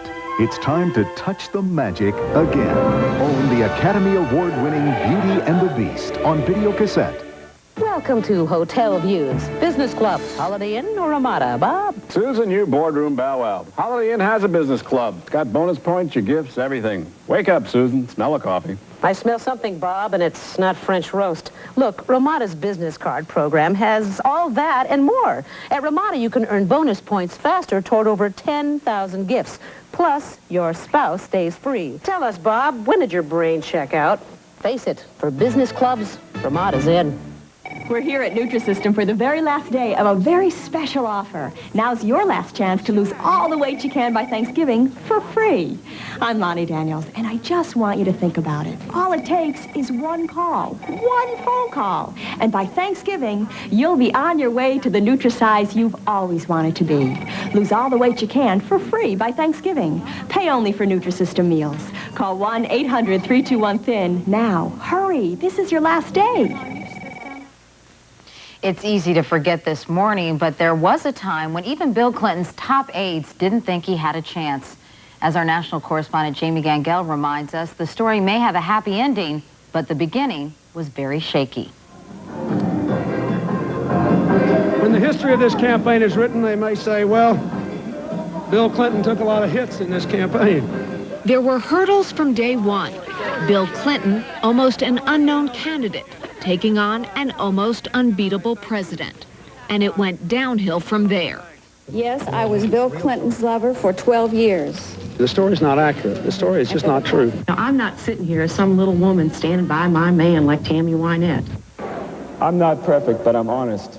All right, wait, whoa. I think it's wrong to demonstrate against your own country or organize demonstrations against your own country. And didn't inhale and never tried it again. Do you really trust Bill Clinton?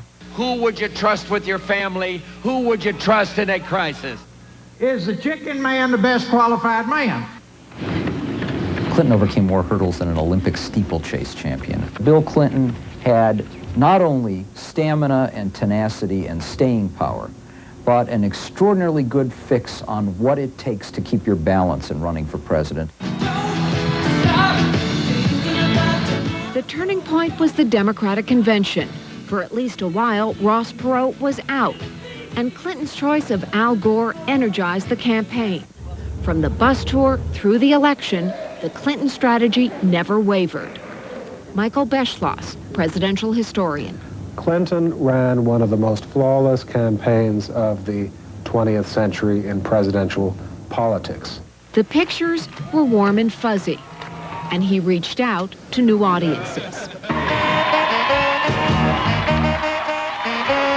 Clinton understood that you can use alternative media without reducing the dignity of a presidential candidate. If you had to do over again, would you inhale? He understood that symbolically, this sent a very important message to young voters, and that is, I'm one of you, George Bush is not. And the message never changed. They had a strategy, and they had a plan, and they stuck to it.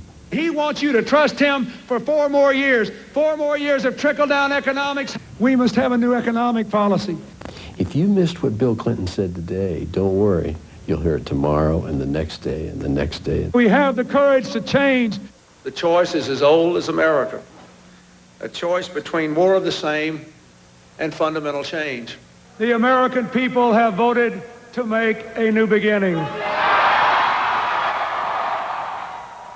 So much for those who said he was dead on arrival, Katie. He also overcame 2 other obstacles, laryngitis, and he won the White House without winning the New Hampshire primary first. Katie? Jamie Gangel, thanks a lot. Sure. Our political panel is next, but first, this is Today on NBC.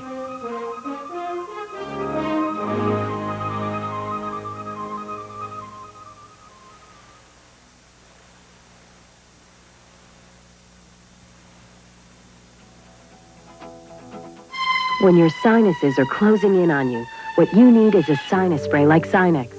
Only Sinex adds Vicks vapors to its decongestant, so at last you can feel your sinuses open up. For sinus, think Sinex. Cheddar cheese. It turns tortilla chips into hot, delicious nachos. But take away the cheddar. Hey, bring that back. And you're stuck with plain tortilla chips. No way, Jose. So pile on the cheddar. All right. Because tasty cheddar makes everything better. I'm a wheel watcher. I'm a wheel watcher. Wheels is America's game. I'm a wheel watcher.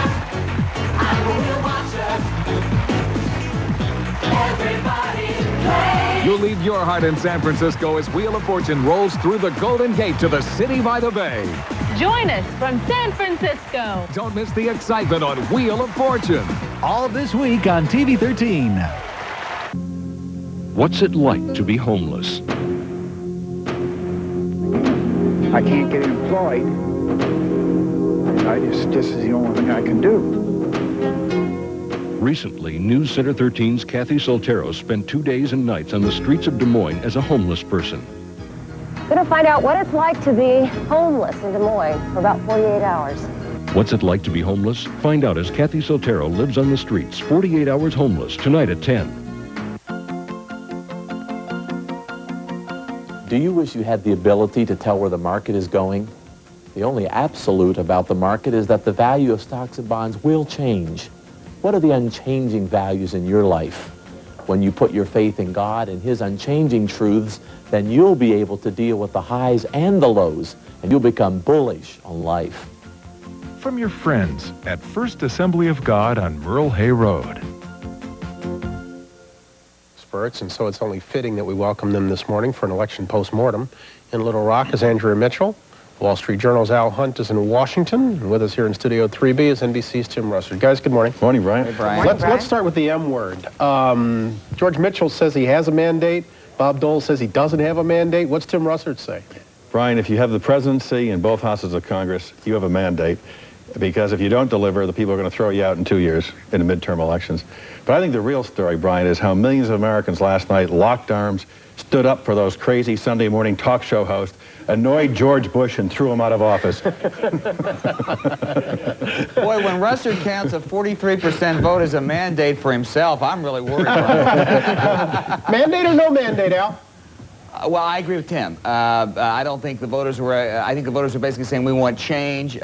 Bob Dole at one point started to tie the Perot vote to the Bush vote. If that's the case, I'm looking for Bob Dole to lead the fight for huge tax increases next January. Don't hold your breath. No, I think that there is a mandate for change. I think the key test will be whether this Democratic majority and this new president can work together in the first 6 months, which will be the critical time, and put together something that affects the American people favorably. Andrea, you know Capitol Hill as well as anyone. Much is being made of the fact that divided government was voted out last night. What are your expectations of what a Democratic Congress and a Democratic president might do together? I think they're going to do big things. I think that Bill Clinton has to take charge. He has to take control, force Congress to do his bidding. I think you're going to see the kind of approach to Congress that LBJ did, not a Jimmy Carter approach. If he doesn't do that, he's lost. As Tim says, in the midterm elections, the mandate will have evaporated. He's got to move quickly. He knows that. And he's got to move on the things that he said he was going to do: jobs, health care, education, the economy. And those are, of course, the toughest problems. Brian, the single most important issue to this administration is health care. It is the only way he can get control of the deficit, by getting control of Medicare and Medicaid. It's the only way he can possibly make an imprint and really change people's lives immediately and dramatically, and reassure the markets that he is dealing with the deficit in a serious way. If he doesn't do it in the first 100 days, he's going to have a real problem. Let me just jump in quickly on that. And there's a reason why Congress hasn't done anything on health care. Not even the Democrats in their caucuses could agree on it. Neither party has any kind of consensus, and this is going to be the most important issue, as Tim says, and the toughest issue. Well, not only that, Brian, but Clinton's health care plan just simply doesn't hold together. So they're going to have to go back to the drawing boards.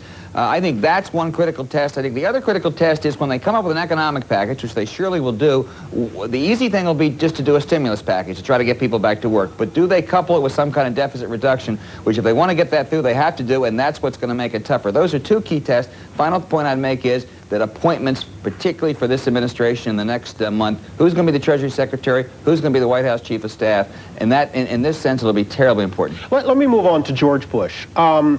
Could George Bush have won this race with a better campaign, or was the candidate too flawed and his record too weak? I don't think we should overanalyze the race. The economy was the issue. The perception was that George Bush didn't or couldn't do anything about it, and that's why he lost.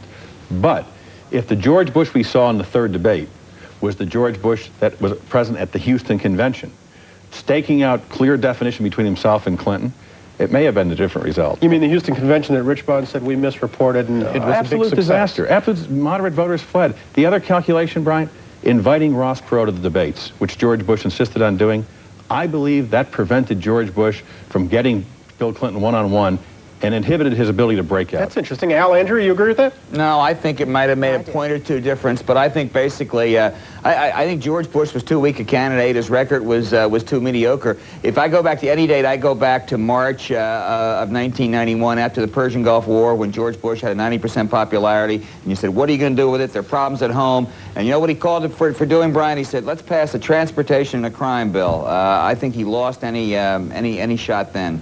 Brian, I would go back even further. I'd go back to the first slide-by budget. When George Bush was elected, he had a real mandate. He could have done something about the economy and about long-term deficit reduction, and he blew it. He didn't try to do either. Yeah. And I think all those compromises along the way finally were what did him in. Last night, Pat Robertson started playing the blame game. He claiming the convention gave George Bush momentum, but then he lost it. What do Wrong. What do you see as the short and long-term repercussions of what happened last night on the Republican Party? I think the Republican Party risks the danger of slipping into control by the right wing as the Democrats in the left wing in the 60s and 70s. Pat Robertson had 200 delegates at the 1992 Republican Convention. His goal is to have 800 of the 2,096. He's well on his way to achieving it by getting control of state parties all across the country. How the Republicans deal with the radical Christian right is their major problem. Al, Andrew, you want to weigh in? Yeah, I absolutely agree. I think the Christian right is a huge problem for the Republicans. But, Brian, I would point out that last night was not that bad a night for Republicans outside of the presidential race. I mean, first of all, the Clinton win was very wide. It wasn't very deep. Secondly, the GOP gained House seats. At a maximum, they only lost 1 Senate seat. So I think the Christian right's a huge problem for them, particularly in the presidential level. But let's not pretend that the Democrats are all of a sudden, in terrific shape, because I'm not sure they are. I think there's going to be a battle for the soul of the Republican Party, and they ought to read the election results, which were that the economy and not fundamentalist values are the things that most Americans care about. Okay, we've only got a little more than a minute here, so let me play the name game with you, if I might. What happens to the following? And you only get a quick answer on this. Jim Baker. Tim? I do not think he'll do anything but go back to Wyoming and fish and take it easy with his life. Dan Quayle. Andrew Mitchell? I think he will start running for 96, and he did very well in this campaign.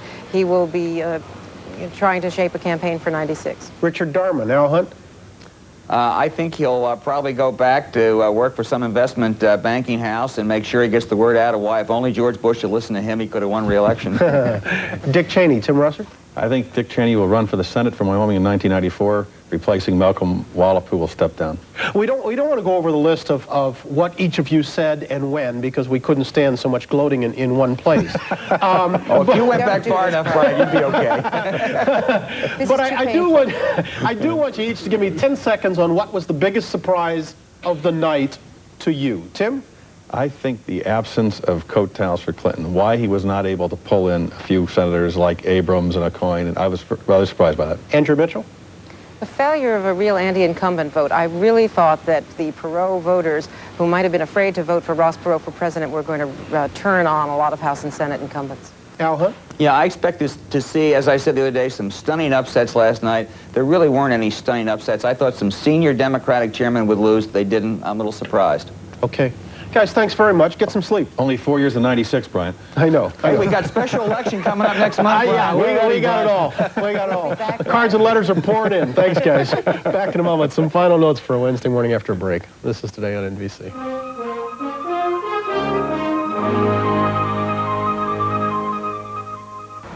Hi, Frank Green at Quality Ford in West Des Moines. As you know, a couple of weeks ago, a lot of our inventory was hit with a light hailstorm. The problem is, it's real tough to see it. That means that we can pass on major savings to you on new cars, new trucks, used cars, and used trucks. So come on out today, see if you can find one that's not so damaged, and take that little rascal home. That's at Quality Ford, I-235 and 8th Street in West Des Moines. Our deals are real. It's a subject that's very personal and painful for me. Food makes me feel good. I realize I stuffed all of those feelings. It's my friend, it's my lover. Because I don't want anybody to see my body. And I looked at that and I went, oh my God, I'm fat. It made me feel bad and I ate. But look at all the time we've wasted, the energy we've wasted eating. An intimate conversation on the next Oprah. Today at 4, only on TV 13. Oh, I still identify with what you're saying, though.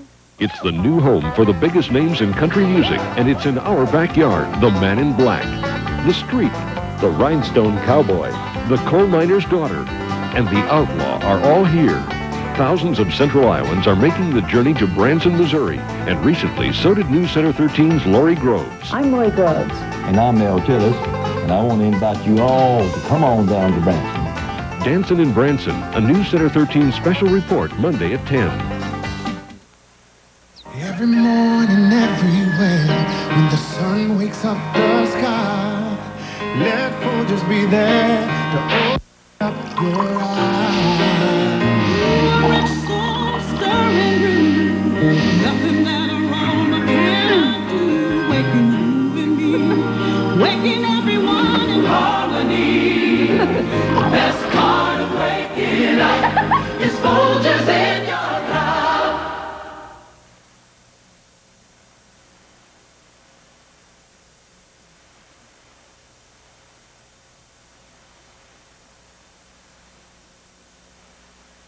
I understand, Bucky, can you punch up the ego cam in there? I understand that Tim Russert is already in there. Already schmoozing the executive producer. When am I going to be on next? When am I going to be on next? Lobbying for a position. He's shameless, isn't he? Oh, yeah. Oh, yeah, we saw that last night. By the way, how you holding up? I'm doing fine. I'm Good. going home and going to bed.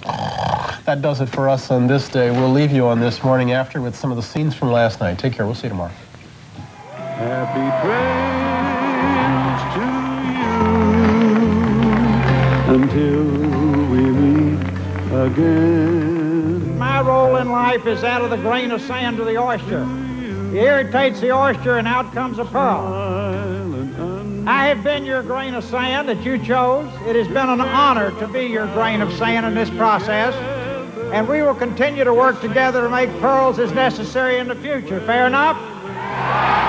Trails to you till we meet again.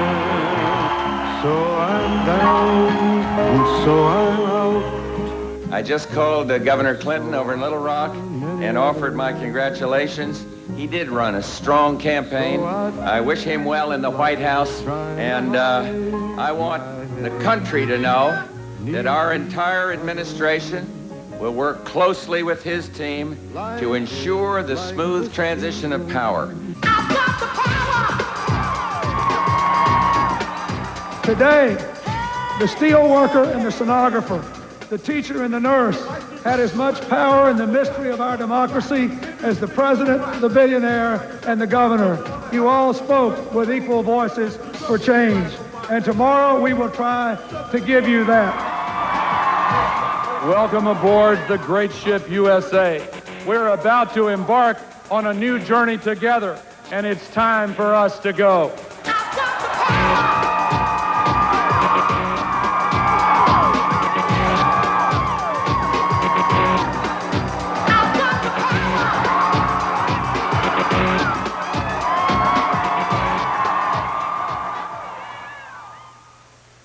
Such a bad mom, her husband wants her sterilized. Don't you think sterilization is a little extreme?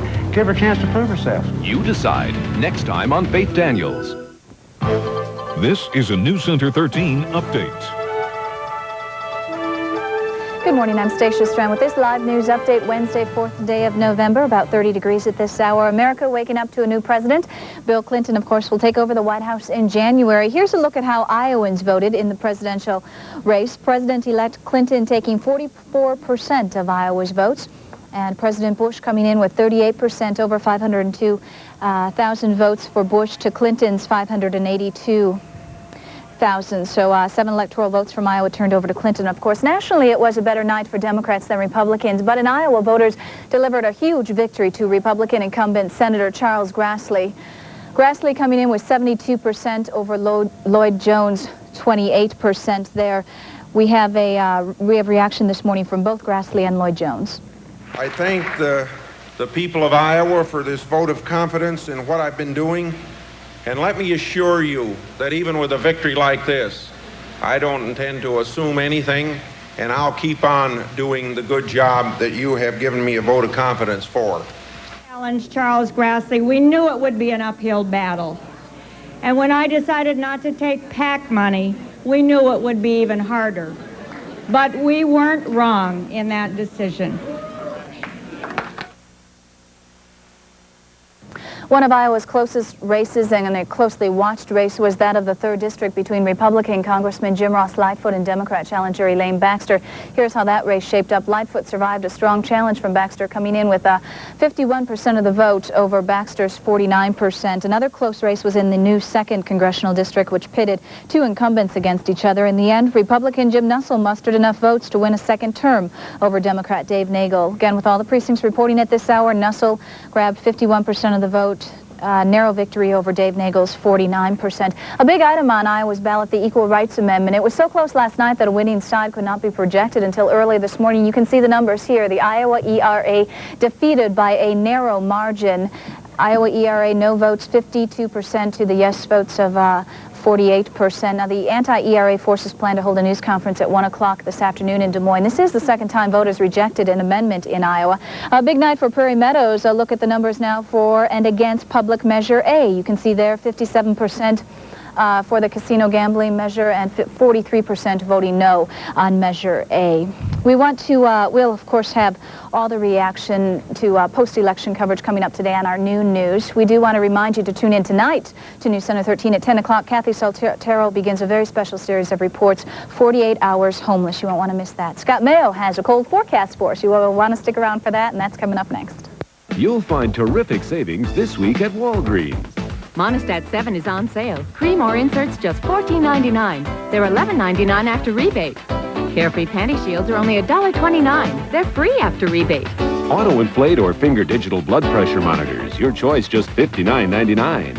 And save over 40% on personal optics reader glasses. Full or half frame, even bifocals, a $14 value, now only $7.99. For the best values, hurry to Walgreens.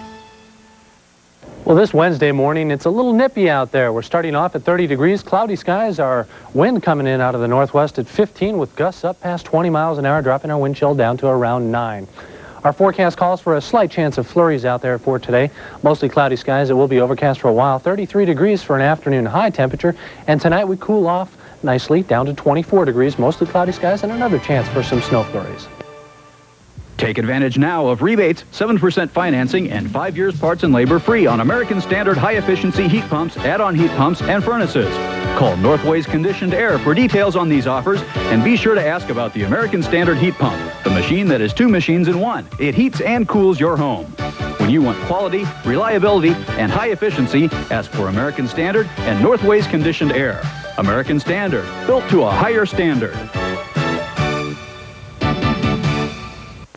On the next Van and Connie show, we'll dedicate the whole program to films made right here in Iowa. Let's see, Field of Dreams, there was Country. One of my favorites, Oklahoma, really great. The Van and Connie Show, weekdays at 2:30, only on TV 13. Behind these numbers is a puzzle. Can you